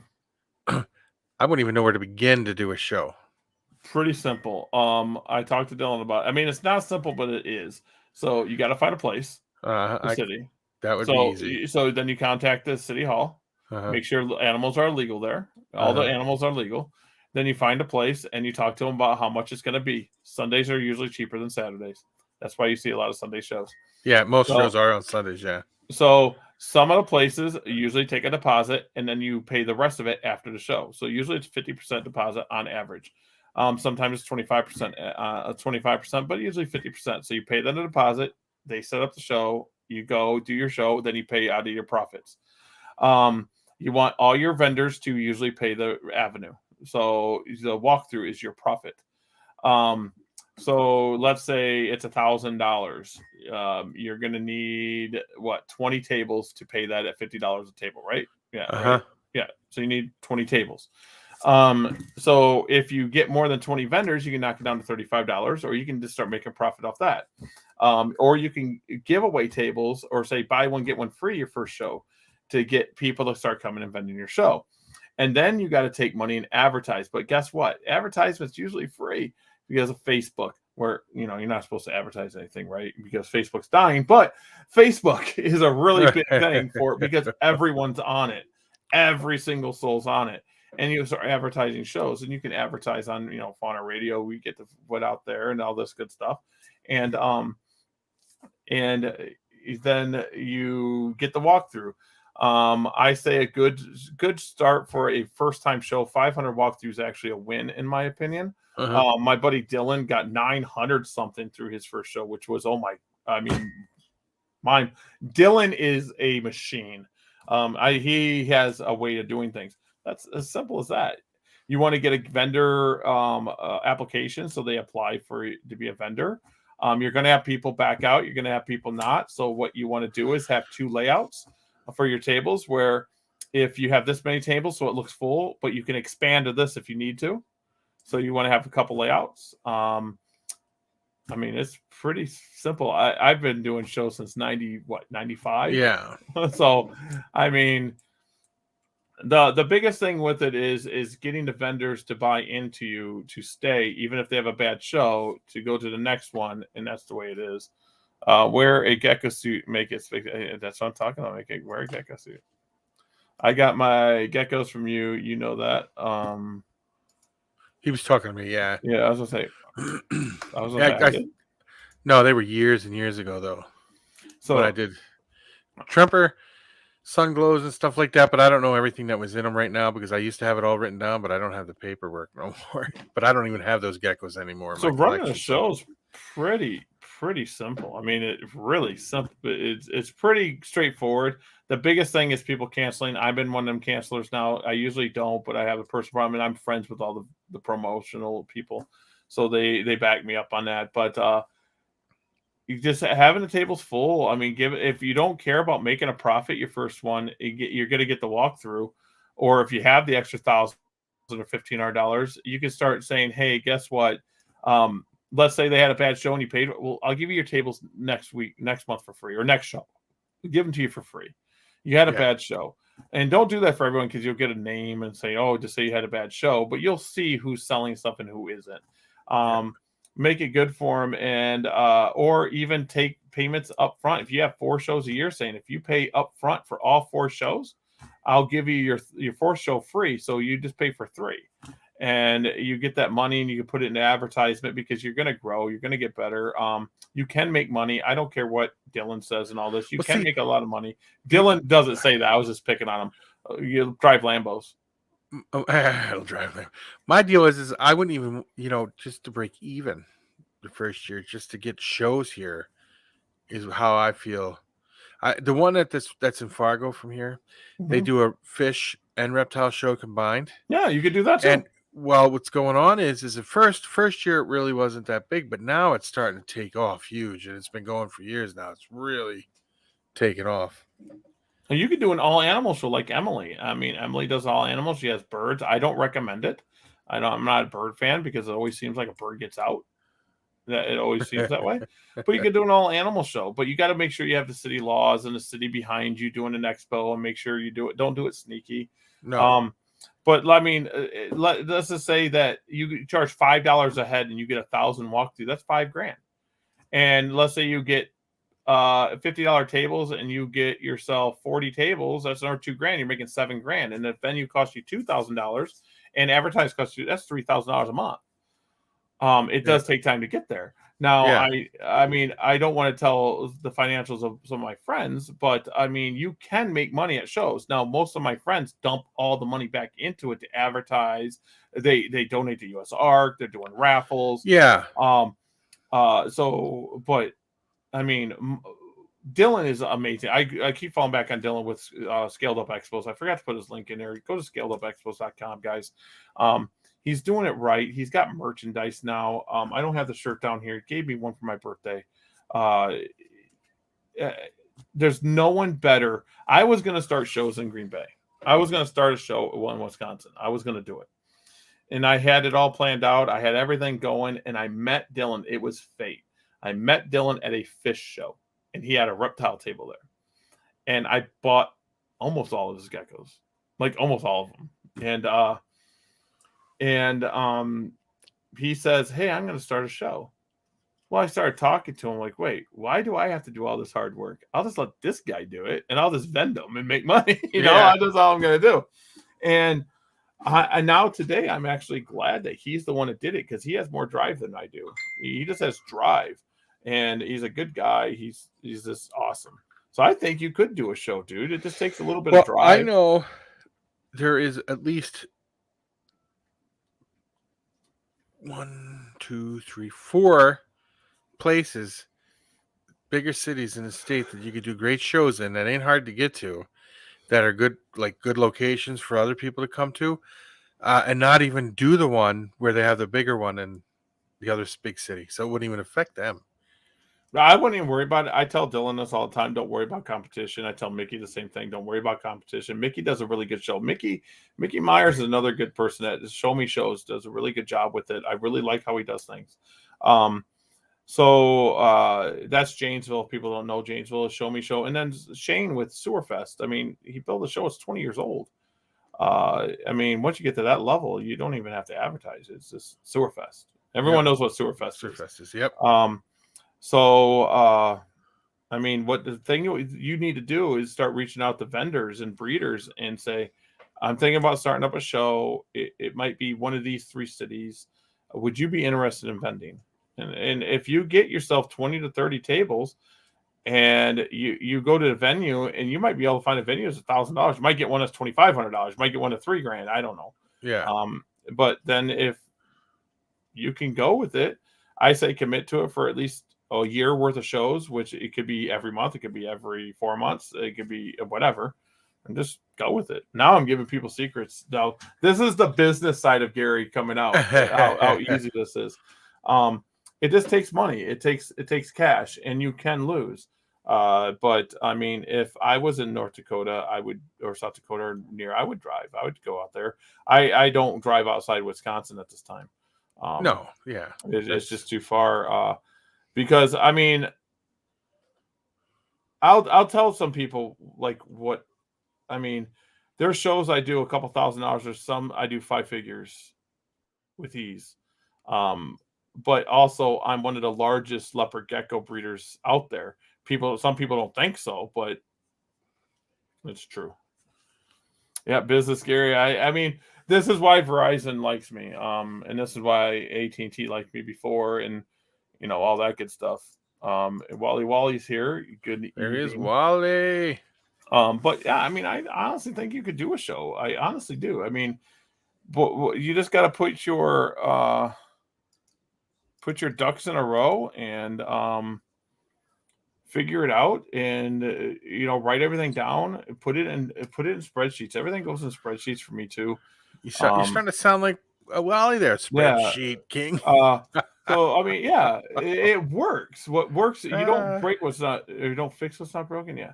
And I mean, I don't know what venues cost there, but in Green Bay, venues are pretty expensive. But there are venues I can rent for 1,000 to 1,500, and I can get it. I used to pick on Dylan because his shows start later in the day, and I like it earlier in the day, but it seems to work. His shows usually start at 10 or 11 o'clock, and it seems to work. And you just got to find that time frame. Yeah, no, that's it. Well, I would like to reach out to people first to make sure I can get enough people that would come and do a show, and then things like that. Get people to do a show, and then find out how much it would cost for like a venue or not. I don't know how much it would cost to rent a little hall, but go that way and see what goes on from there. Yeah, I mean, just like Jim did with Wire. Wire was in a little hall. I can't think what a Legion maybe, and it literally, I want to say 20 tables. A very tight knit group. He got great walkthrough. We had great tables. I talked to Jim now. Maybe that's the way to go. Yeah, that's the way I think. If I'll reach out and feel around and see what's going on and see how it goes from there. See how things are going. But I mean, what's it gonna? I mean, let's say it costs you $1,500 to get the show going, and if you break even, you got a show to go to. I mean, if you'll be selling too, you'll have a table. Would have a table. Some vendors don't do it, but Dylan doesn't. No one cares. No one says two words. We love Dylan. Dylan sets up a table, and he sells geckos just like anyone else. He usually bans that, or he has he has employees now. I think they're family, his cousin and stuff like that, and his girlfriend and his mom help. But I mean, there's no reason. If you want to ever reach out to Dylan, when he gets back, I'll talk to him. I mean, Dylan's a great source. Mickey Meyer's a great source to help out with that. I say go for it. I honestly say, dude, don't let someone tell you no. If you want to do it, I mean, now we're talking like we're not even on the radio. Just go after it. Start it up. Go get it, dude. I mean, you're an honest guy. People are going to come to you. I mean, I think you could do it just fine. Yeah, I know. At least start with one and go from there and see how it goes. Rock it out and talk to them and see what's going on with the venue. I mean, what's the worst that can happen if you're going to get walkthrough, you're going to get something. Yeah. So even if you lose $600, at least you know what's going on, or maybe you'll get a good feeling for it, or maybe half your vendors are going to have an amazing show, or all of them have an amazing show, especially if there's nothing like that around. Not close to me, there isn't. No, nothing. I mean, I think you could. As long as you can get the vendors, that's the big thing. He's getting the vendors in. Something to think about. Yep. And then, like the local pet stores, I know that they set up tables too when you do it. Because they do it all. Most of them, like the one down there with the fish tanks and stuff, they do the marine side of it too. But still, all the stores that sell reptile supplies and all that, or fish supplies, they show up at a table just for that and not even have animals there. It's just that.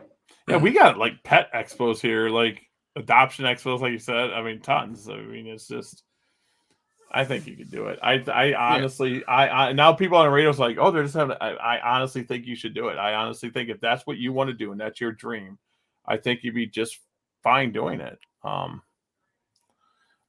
just think it's going to be I think it's a good idea. I think you should just do it. Yeah, it's something to think about for sure. Just do it. Let's start tomorrow. Okay. What's Oh, look at this. Leo said that's a lot of words, Leo. Now we got to read. Yeah. A lot of people at Fond du Lac and Rothschild weren't even into reptiles. They were just curious. And if they did like reptiles, they were getting their first ones. And then people who liked reptiles were happy to have somewhere to talk about them. 100%. He's right. Yeah. Rothschild and Fond du Lac is just, I'm telling you, I think it's a good idea. Just to promote the hobby, just to promote. Well, I think that's a good idea too, just to promote the hobby. Yeah. Yeah, and Dylan is really good people, and Mickey's really good people. Mickey, how should I put it? Mickey is huge. Mickey is Mickey and Tamara. I don't know how many shows they have now. It's called Show Me Shows and Show Me Snakes. Dylan has Rothschild, Green Bay, and Fond du Lac. So there's 3 locations. And I like Green Bay. I like reptiles more than furry animals. Ditto. Yeah. So, yeah, I'm just. Yeah, I think Leo's vended a show or 2. Yeah, Leo vended. Shoot, what one was it? Was it Rothschild or Fond du Lac? I think it was Rothschild, and he was set up behind me within the same little circle, and I kept going over there bothering him. Yeah, and that's what I do. Was it? I think it was Rothschild. It was Rothschild, and now he did Fond du Lac. I wasn't at the last Fond du Lac show. I heard about it. Like, I was getting my calls constantly and texts constantly, making sure I was alive. Oh, because you didn't show up, right? I didn't show up, yeah. And then Janesville, it was funny. My friend was like, "Yeah, they thought that they ran out of tables for you," and I'm like, "No, dude, no, it's no." Actually, how it went is I have this thing going on. A lot of people know I'm trying. It's not a bad thing. It's nothing bad, so don't feel bad. Nothing is needed. It's just a time thing, and I contacted Show Me Shows. Really supportive, all about it. So Gary, you take time you need. I'm like, you guys are awesome. But I was going to still try to do Rothschild, Green Bay, and Rothschild, Green Bay, and Fond du Lac. I'm probably going to do Green Bay, and all of a sudden I just couldn't do it. I couldn't do it, so I emailed Dylan, and I'm like, I'm sorry, dude. If you want, I'll make it up to you. I'll show up. I'll do something. And it was real supportive, like family. He's like family. So he's like, no, Gary, no. And we got you. And I'm like, cool. And I was hanging out with Dylan the other day, and we were talking, and he's just real supportive. Like, everyone I know has been real supportive of it. And I really wish I was able to show. People don't understand I miss them. I believe you do. I think Wally just vended one over the last weekend. I think he did. Janesville. He was at Janesville. Yes. Yep, Janesville was last weekend. So, yeah, it sucks that I wasn't there. People were sending me pictures and everything else. A buddy of mine, Casey, was teasing me saying, "Oh, now the rest of us can sell leopard geckos." I'm like, "You guys sell leopard geckos anyway." Yeah, sell leopard geckos anyway. It's not a big deal. He's picking on me. I know. It would be, I've vended shows and all, but I think it would be fun to run one to see how, I'm telling you, dude, you got the drive. Don't let anyone tell you can't do it. Just do it. I mean, if you want, that's what I was going to do here until Dylan did it. I was going to just say I want another show. I think it's hilarious. I kept telling everyone at all these shows that, the Sewer Fest and this little fish show. Wisconsin can run a monthly. It can do a monthly. No, it can't, Gary. You don't understand. Blah, blah, blah. Now we got Janesville, Green Bay, Rothschild, Fond du Lac, and Sewer Fest. We have more than one a month. And it's doing just fine. I only have a handful left, so no point in vending the upcoming next shows. I've heard people say that too, and then go vend the show anyway, but not sell anything. Just put the product out so people can see what they'll have coming up the following season. That gets expensive if you have to spend the night. I mean, like, if I don't have to spend the night at anything, it costs me the tables. That's it. It costs the gas and tables. If I spend a night, then I take all my kids and the dinners and it turns into a $400-$500 to defend a show. Yeah. I'm thinking about doing Tinley Park. I'm thinking about it. It's up in the air. I don't know. I don't know. I'm thinking about doing it and just doing a radio show from there. Just doing this and hooking up my camera and having it be the other one, and you can jump on and we just walk around. We'll talk to people. And say, hey, Yeah, that would be fun. I would love to on? go do that too, to go to the shows and just interview people at your table and stuff like that, and go on down the road. Well, maybe not really bother them too much if it's real busy, but at least show what they have. And yeah, that's what I was thinking. Everyone come here. Yeah, I'm thinking about going down to Tinley. I'm thinking about it. I'm thinking about doing that. I have an M50 and I know I can Wi-Fi it, and so I'm thinking of a way I can hook it. I don't know if it can be done, or if I get another camera and I can do it with the camera and do a better, video. But the phone should do just fine. I was gonna say the phone. It'll go right through your phone. See, my problem with going to Tinley is how far it is. I would do it just to go to the show, but you got to get a room. I'd have to get a room for a couple days to go there because that's far. It's like, 1,500 miles or something, 1,200 miles. Tinley Park is fun. I haven't been to Tinley Park since 2014. I think I did it with Irby, which was really cool. Eric Erb was at Sewerfest, and I haven't seen him since 2014ish. And Eric Erb was there, and it was just cool. I used to call him Reptile Jesus because he used to have long hair. He don't have long hair anymore. He goes, "You haven't changed." I'm like, "You have. You're not Reptile Jesus no more." Eric Erb's cool people though. Sewerfest was a lot of fun for me this last time. I had a lot of fun there because a lot, like Dylan was there and Heidi was there and Wally was there, and Wally and I set up like in the main row, like when you walk in, and I can't think of it. Now he's gonna kick my butt. I bought geckos off of him. Sets up in between me and Wally. It's just fun. It's just a lot of fun at Sewerfest. I like Shane. And I'm up on Shane now because he bought geckos for his boy. So I'm up on you, Shane, probably till the next couple shows. But I'm up on you right now, dude. I'm up on you right now. That's all I can say. I'm up on you right now. Everyone get together. We can get together. We can have like a family reunion. I know people go to the state of Washington, but they do a whole, like a lot of people from these other states, they go together. They all get together and have like a big barbecue and all, and then do the show the next day type of thing. They do that. Do it down in Daytona. Yeah. Well, we don't have barbecue, but we all it's just a big party that the vendors are making money. That's all it is. Daytona, if you have not been to Daytona, I don't care if it's different today than it was. Daytona's is worth going to. One, it's in August. It's going to be hot and muggy as hell. You walk outside, you're going to start sweating. It's just going to happen. I recommend staying at the Ocean Walk and not the Hilton. The Ocean Walk is like a miniature apartment, while the Hilton's just like, it says Hilton, but it's like a normal hotel room.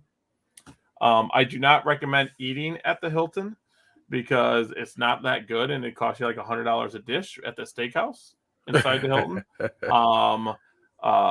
But there is a Burger King across the street and a Little Caesars across the street. It's pretty decent, but it's like $10 hot and house instead of $5 hot and house. And I tell people, take money for food, and you can probably buy clothes that are cheaper than you can anywhere else because the clothes there are cheap. You can buy a whole like shorts, sandals, shirt, everything for like $20. I'm in Washington State. Not usually many out of Towers. JMG came to one recently though. JMG and his hog nose. Yeah, he's got some amazing stuff there. JMG always has amazing stuff. His attention to detail is second to nobody. Yep. His attention to detail. JMG's attention to detail is awesome. Someone asked me if you could trust him on his genetics, and absolutely, 100%. Now I don't know if he's changed his ways today, but I mean, he'll usually just say it's possible het. So if it's like 33, 55, 60, it could be just possible het. Yeah. He'll say that. And he's the one, if you ever hear me say codom snow, well, codominant isn't a trait, it's incomplete dominant, but he used to call Max Snow codominant snow. You too, So, Wally. we missing. Have a good weekend, all. Yo. See you later. But yeah, he used to call the Max Snow. He might still codominant snow. Yeah. Man, it's late already. I didn't know it was this late. Yep. We're getting up there already. We're gonna build a show. Have some fun. Yep. You're gonna do an expo next weekend? Start it next weekend. Just get it done and Now be the only one in there, right? Just twiddling just my start thumbs it around. put some flyers. Just put some flyers out. I didn't notice I have US Arc behind me the whole time. I didn't know. Oh yeah. Why have that up? Well, it doesn't matter. I like US Arc. I think last time we were on, we were going through stuff, or you did it on your last live stream or Yeah. something. I don't remember. Yeah, I do not remember. We can do. I'll tell you Reptile what did Nation. happen. You know what did happen? My gecko, I produced my Peridor picta. Yeah. She started laying eggs. She hasn't been bred yet, but she started laying. I'm going to wait till she gets a little bit bigger. Yeah. She's laying eggs. Pick the time. It's pick the time. I like pictas. I like the pictas. I'm just changing tons of stuff. Look at that. What's That Leo looks good, saying too. there? I missed. Let me see. I mean, Adam. Well, guys, we need all adult Leos in a 50-gallon by a member on a new page. I need to put my. Oh God, I'm done. I there's no way I can make a 10-gallon vial better suited for a Leo than a 50-gallon. Yeah. No. Can you imagine? Oh my Lord, my head hurts. My head hurts. Yeah. No. Yeah. What's your Leo in? Each one of my females is in a 50-gallon, and each one of my males is in a 50-gallon. And when I breed them, they go in a 100-gallon. Yeah, you can't put two in a 50-gallon. No, and you got about 10, 15 inches of substrate in there. Yeah, right? and I put the female on one side and the male on the other side, so they don't fight right away, and hope and pray they find each other. That's another thing. I'm not putting anyone down that does this. The people that sit there and go, I put my male and female, and they didn't breed, so I separated them right away. Do you know how I breed? I do this. All right, male. There you go. See you later. When I go on, there you go. There's one. And that's how I breed. And then go ahead. I do the same thing, and then I sit there for a minute and I listen for to all the tails, and then I'm like, I'm good. I do this. I'm down there when this is all happening. If I hear fighting and rustling, I'll go to that bin and open up. All right, cool beans. Let's separate you. But I'm like, whatever. And my males, I could tell you the personality of every one of my males. So I'm like, okay, you go in there. I'm not going to go like this. I don't open it up and go, all right, guys, do it. Do it. Oh, you're not Adam, because Adam puts it in there and he sits there and gets the camera out. He's like, we're going to get this on tape. Well, he makes pornos. Oh, okay. There's a difference there. Yeah, but that's what I'm saying is I don't have the time. And everyone's like, well, do you lose female? I'm like, do you see my geckos? Are my geckos missing tails? How often do I bring adult geckos missing tails? I can count on two hands because I probably got 8 missing tails. And I'm not joking. I don't miss. And me and Miles were talking about that. He goes, it's because you put 2 babies in a tub, and then when they get around 7-8 grams, separate them. I'm like, well, yeah. Yep. He goes, that's why they're not missing tails. And I'm like, I know. I got to be a watcher. I just can't. Everyone's like, do you see locks? I'm like, no, I don't see locks. I'm like, well, how do you know that they bred? I'm like, because I get eggs. That's all I say. I was like, what else do you want me to say? I'll be honest with you. I usually don't watch them either, but the other day when I put them together, that male was on her like so fast. I was like, well, let me film this. I didn't even get a chance. See, that's cool. Yeah. Like, and then hatching, they're like, how do you get all the pictures? Because I got tons of pictures when they're hatching. And I'm like, it's not luck. I'm hatching 50 to 100 there a day for a while. You know, for a good while. So when I'm going through them, I'll see something piping. You know, or pipping, whatever you want to call it. I'll go, oh, there it is, and I'll open it up and I'll take pictures of it. I mean, I'll take the egg out and they're pipping out, and I have them on my daughter's hand holding them when they're pipping out. Yeah. Game of Morse here. I make little gecko porn too. I myself. He Oh, does. geez. Oh yeah. I catch things like when I put that male eclipse in that one cage, and he started scenting it. I could catch that stuff all the time. Yep, the scenting's fun. You want to get a male to scent? Put another male in there. Put another male in the cage. Take the female out if you don't want to break. Let him in there. Let him walk around for 30 seconds. Put the female back in there and put another male in. They will scent the whole thing. Can I tell you what really triggered my blood male What's to start that? breeding? I was cleaning the cages, right? So I got another little bin. I take the gecko out and I put him in it, put a lid on it, and I clean it. Well, I put the eclipse in, and he started scenting that little box. Then I put the radar, the blood in there after I took him out, the other one out, and then he's like going crazy. Then he started scenting everything, and then when I threw him in with a female, he grabbed her right away. I was like, Yep, there you all go. it takes, if you get a male that doesn't want to breed, that usually will do it. That usually will do it. And if you take the female out of the original cage, because the male will try to breed the female, putting another male in there, he'll smell that female scent and he'll go around, and that's all it takes. I usually don't have problem with males. I mean, rarely. Let's see. We got a couple things here. I have a male who loves to do that. Only male that does. Oh, all of them will if you watch them long enough. I have people really want a lot of info on parents and other shit. So sometimes I just send them a pic of the parents doing it. That's kind of funny. That is kind of funny. Yeah. When people ask me genetics, I got to get them up. I literally have a 3-ring binder for every year. I do. Well, you talked to Ron Tremper. When he cleaned his cages, he never scrubbed them down because he said a male will spend his whole time scenting instead of breeding, and you want him to breed. So the whole key is just to do a spot clean up a little bit. If you have to wash a spot, and then I don't keeps want. You guys are gonna laugh at me. You guys want to know the dirty truth?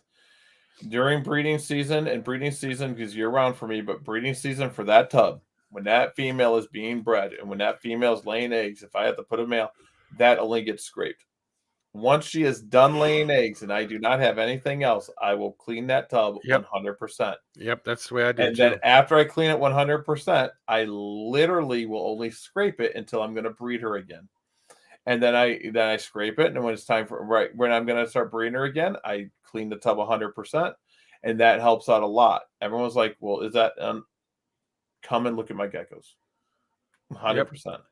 It doesn't hurt them. Now, my baby tubs are totally 100% different. My baby tubs get switched out; they get 100% cleaned, 100% every single time. Baby tubs can get messy pretty fast. Mm-hmm. And my male tubs, I do the same thing. I just scrape it out during breeding season. When I'm done with that male, I will 100% clean his cage.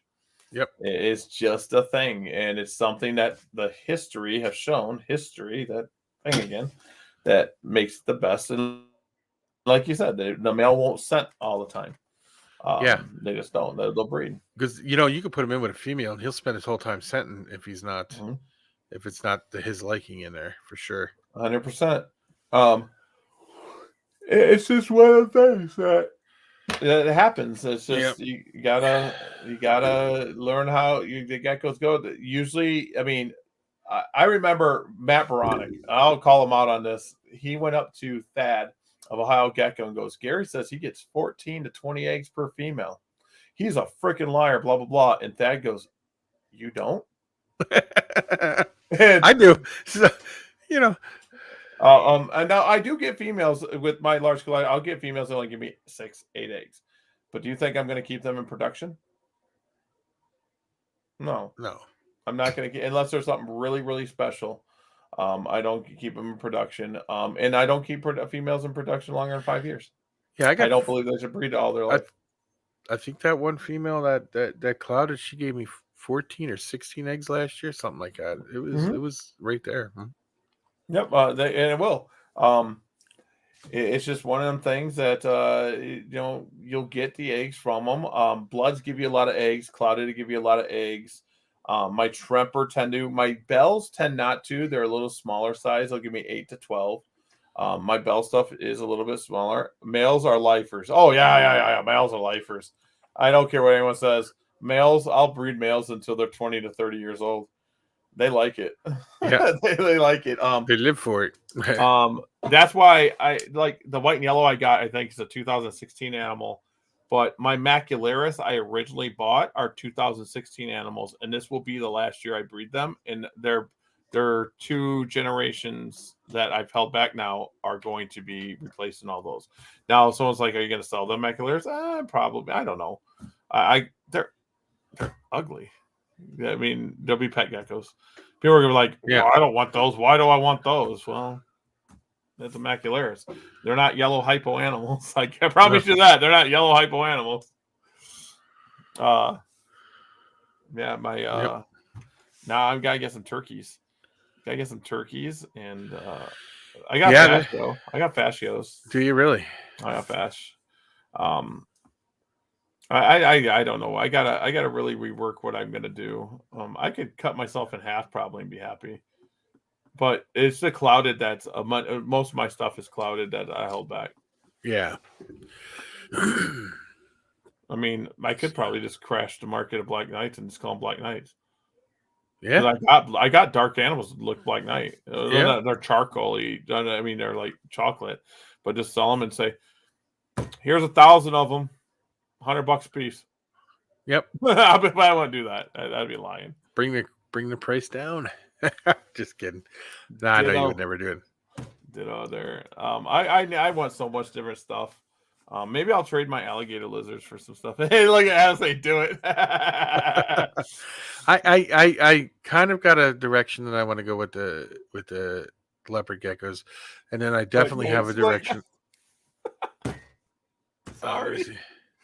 You said Black Knight. You said Black Knights. Black Knights like the fighters. Black Knights. Yeah. Oh yeah. Live through TSA. Sweet. She's on a plane.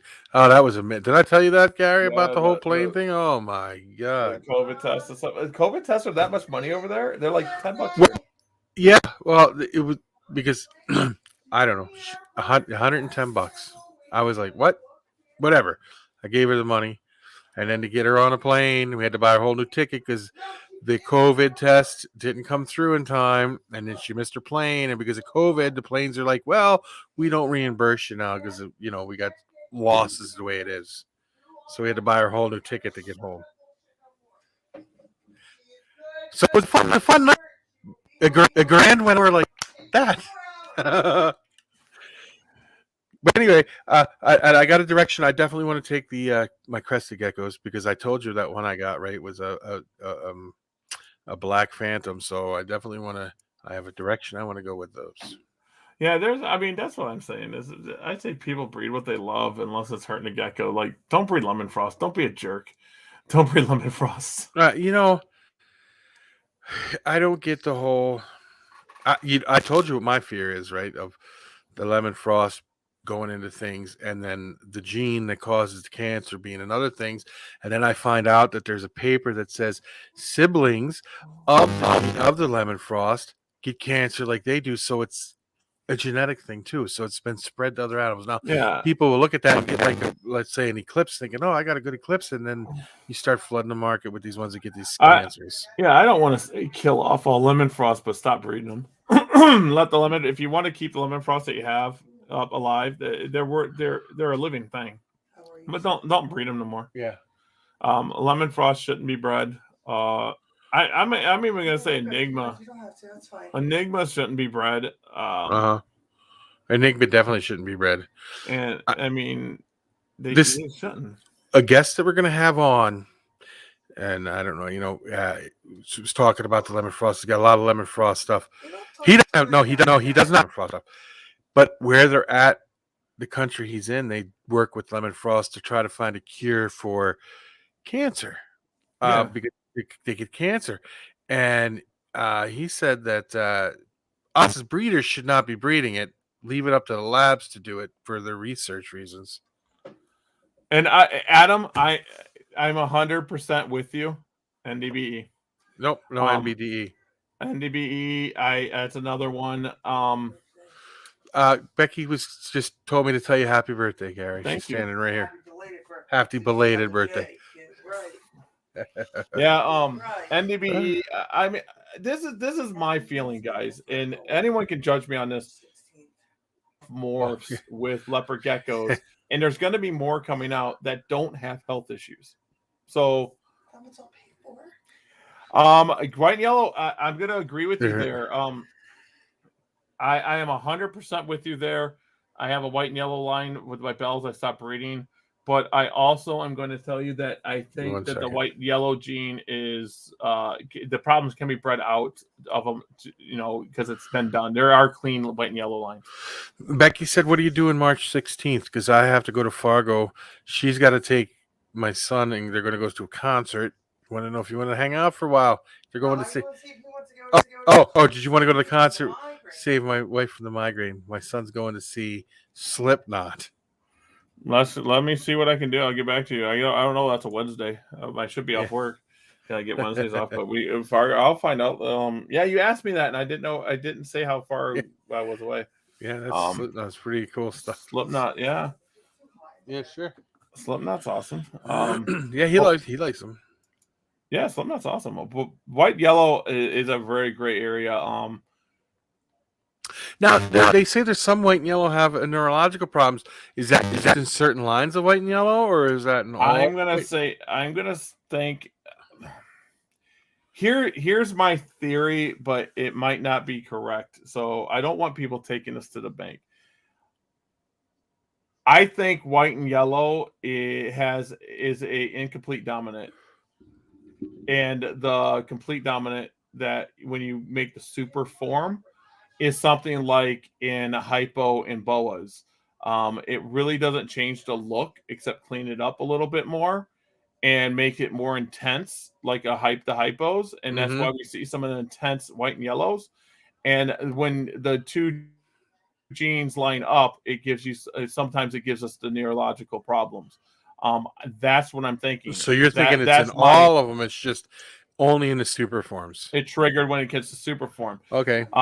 Now, to the extent that might not be true, it might come out after someone bred the super form and they breed it out and it just kind of linked itself. John Scarborough did a thing where he thought he bred the neurological out of it. I think it's just, and then people are breeding Enigma to white and yellow, to it too. Yeah, that could be trouble there. Now the white and yellow Tremper line I have is very clean, very nice. It's very good. White and yellow. We're talking about white and yellows. I'm a white and yellow fan, but you have to watch your lines, and that's exactly the way it is. Like I have a line, guys. My Bell white and yellow line, I stopped breeding. I just stopped. I was getting small eyes, and I talked to friends that deal with white and yellow and dealt with issues, and they all said it was a vitamin deficiency. And I'm like, there's no way, because it's coming out of different females. It's coming, something's going on. And I gave up, and they petted them all out. I still have, I'll get pictures of them. I have a male that's breeding size that has really small eyes. So now a responsible breeder like this, like me, stop breeding them. I did have good looking white and yellows out of that line. But how responsible would I be if I sold that and it would start producing small eyes for someone else? Yeah. Yeah. Now, with the Enigma, right? You don't think they should breed Enigma? I don't breed Enigma either. Enigma, but how can we convince people not to breed that one either? Is there any way of doing that to make it so that people just don't? I don't think so. Because I know a person that sunk a lot of money, bought a whole bunch of Enigma stuff, and you told them not to do it a long time ago, 15 years ago, and they did it, and they were all messed up when he had babies. It was crazy. Yeah, Leo, it's a theory of mine that the super form, it looks just like in hypoboas, and there's other super forms that don't look any different or just clean up. And I figured that if breeding form was doing it, because now a super hypoboa will not create all hypoboas. People know that, right? Yeah, so it will. You'll get create normals and regular hypos. So it's a genetic thing. I don't know. I'm not saying I'm right. I'm not saying I'm wrong. I'm not saying anything. But like Adam said, white and yellow to white and yellow isn't bad from his research with TGE clean lines. And I agree with him. There are lines out there that are very clean, very good, and you can work with it. And then there's lines like I got when I got my white and yellow bell stuff back. I got a really bad line, and you got to watch that. And then you got to be responsible at that time and say, I'm going to cut my losses and I'm done with this line. Yep. Now, with the super the hypos, well, the super salmons, super hypos, it's sometimes hard to tell those because it's they don't look much different other than the tail looks a little different sometimes, and then you get ones that don't look like that are super form also. You know, super. Yeah. So I mean, yeah, that's where I'm bringing my snake side into it and saying, like, oh yeah, this could be it and this could be not it. I honestly couldn't tell you. When I bred back in 2012, when I was breeding white and yellow bells and white and yellow trumpers, I was breeding white and yellow to white and yellow, and I was having no issues. I literally, you can actually go back to on Late Night Leos. I was interviewed like 4 times about it. That Morgan was having issues with white and yellow, and they were spinning. But I was one of the largest producers of white and yellows back, and I had none. I is zero, zilch, none. And I was breeding white and yellow to white and yellow. I was breeding white and yellow to super snow. I was producing super snow white and yellows, and I was having no issues. So, but then I get back into white and yellows after my fire, and I get back and I got white and yellow problems. Yeah. Only in your bell line, though, right? Only my bell line. Not my trumper line's strong, and that's why I got that white and yellow off of Miles. I got my new guy from John. John, I think John's line's very clean. I have a white and yellow bell stuff for you this year, Gary. See, that's what I need. I need to get some white and yellow bell stuff, and Adam's got it, so I got him covered there. And I breed that male to male hets for possible gold. Ooh, and that's what I'm saying is we got to be responsible about things. And I won't breed Enigma. You couldn't pay me to breed Enigma. Well, you've seen how responsible Huff's Herf was, right? Mm-hmm. He bred that, and then one he even sold them. And then when he saw one that had a problem out of the litter, out of one of the siblings started getting a problem as it got bigger, he contacted all the people and bought them all back. And Seth is good people. Ended the project immediately, and that's the way it should be.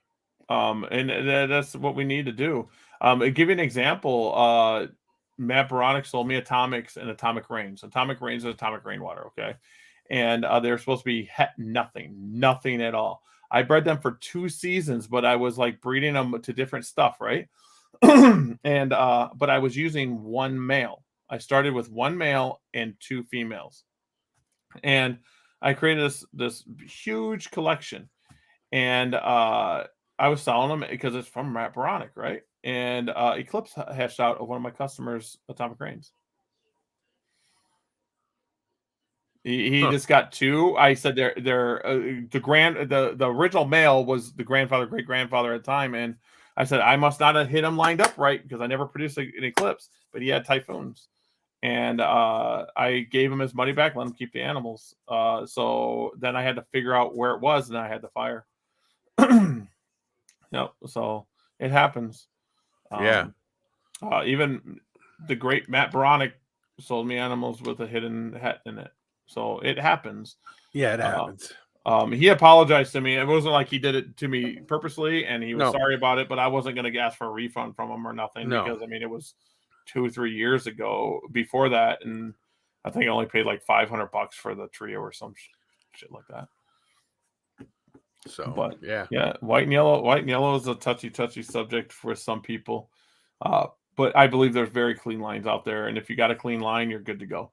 I always tell people if you go to someone and they just have tons of white and yellow on their table, they're breeding white and yellow and anything, then don't worry about it. But if you get, you'll see it. You'll see quality white and yellow. Yeah. You'll see quality. The ones that have good weight, and that's another thing. White and yellow tend to be beginning to be lengthy and hypoed out, and regular white and yellows are ugly. I'll show you my regular big fat boy. He's not that pretty. Well, I got one here that I think is cool that I had. The Raptors. Yeah. Yeah, that's pretty cool. I got to see what this is here. You got one that looked just like the father. Exactly, but it's a female. Yeah. Identical. Except she's not an albino, and her color is just slightly dark. She doesn't have the red eyes like he does. She's just slightly darker. It's So, all right. I mean, you got anything else to add? It's getting late. No. Everyone's been watching for a while now, but yep. I'm good, man. all right, guys. Well, we're gonna get out of here, shut down a little bit, and I gotta work in the morning. I got Yep. another meeting in the morning to train people how to sell accessories. You know how you sell accessories? You go, you got the phone. You need this here, and you need that there. Oh, I do. I sell accessories. I'm the I think I'm like third in the company at selling accessories. I don't know. But I'm in a little town outside of Green Bay. So all right, guys, we'll rock it out. We got guests coming up. We'll talk to you later. Yeah, we got some nice guests coming up. Oh yeah.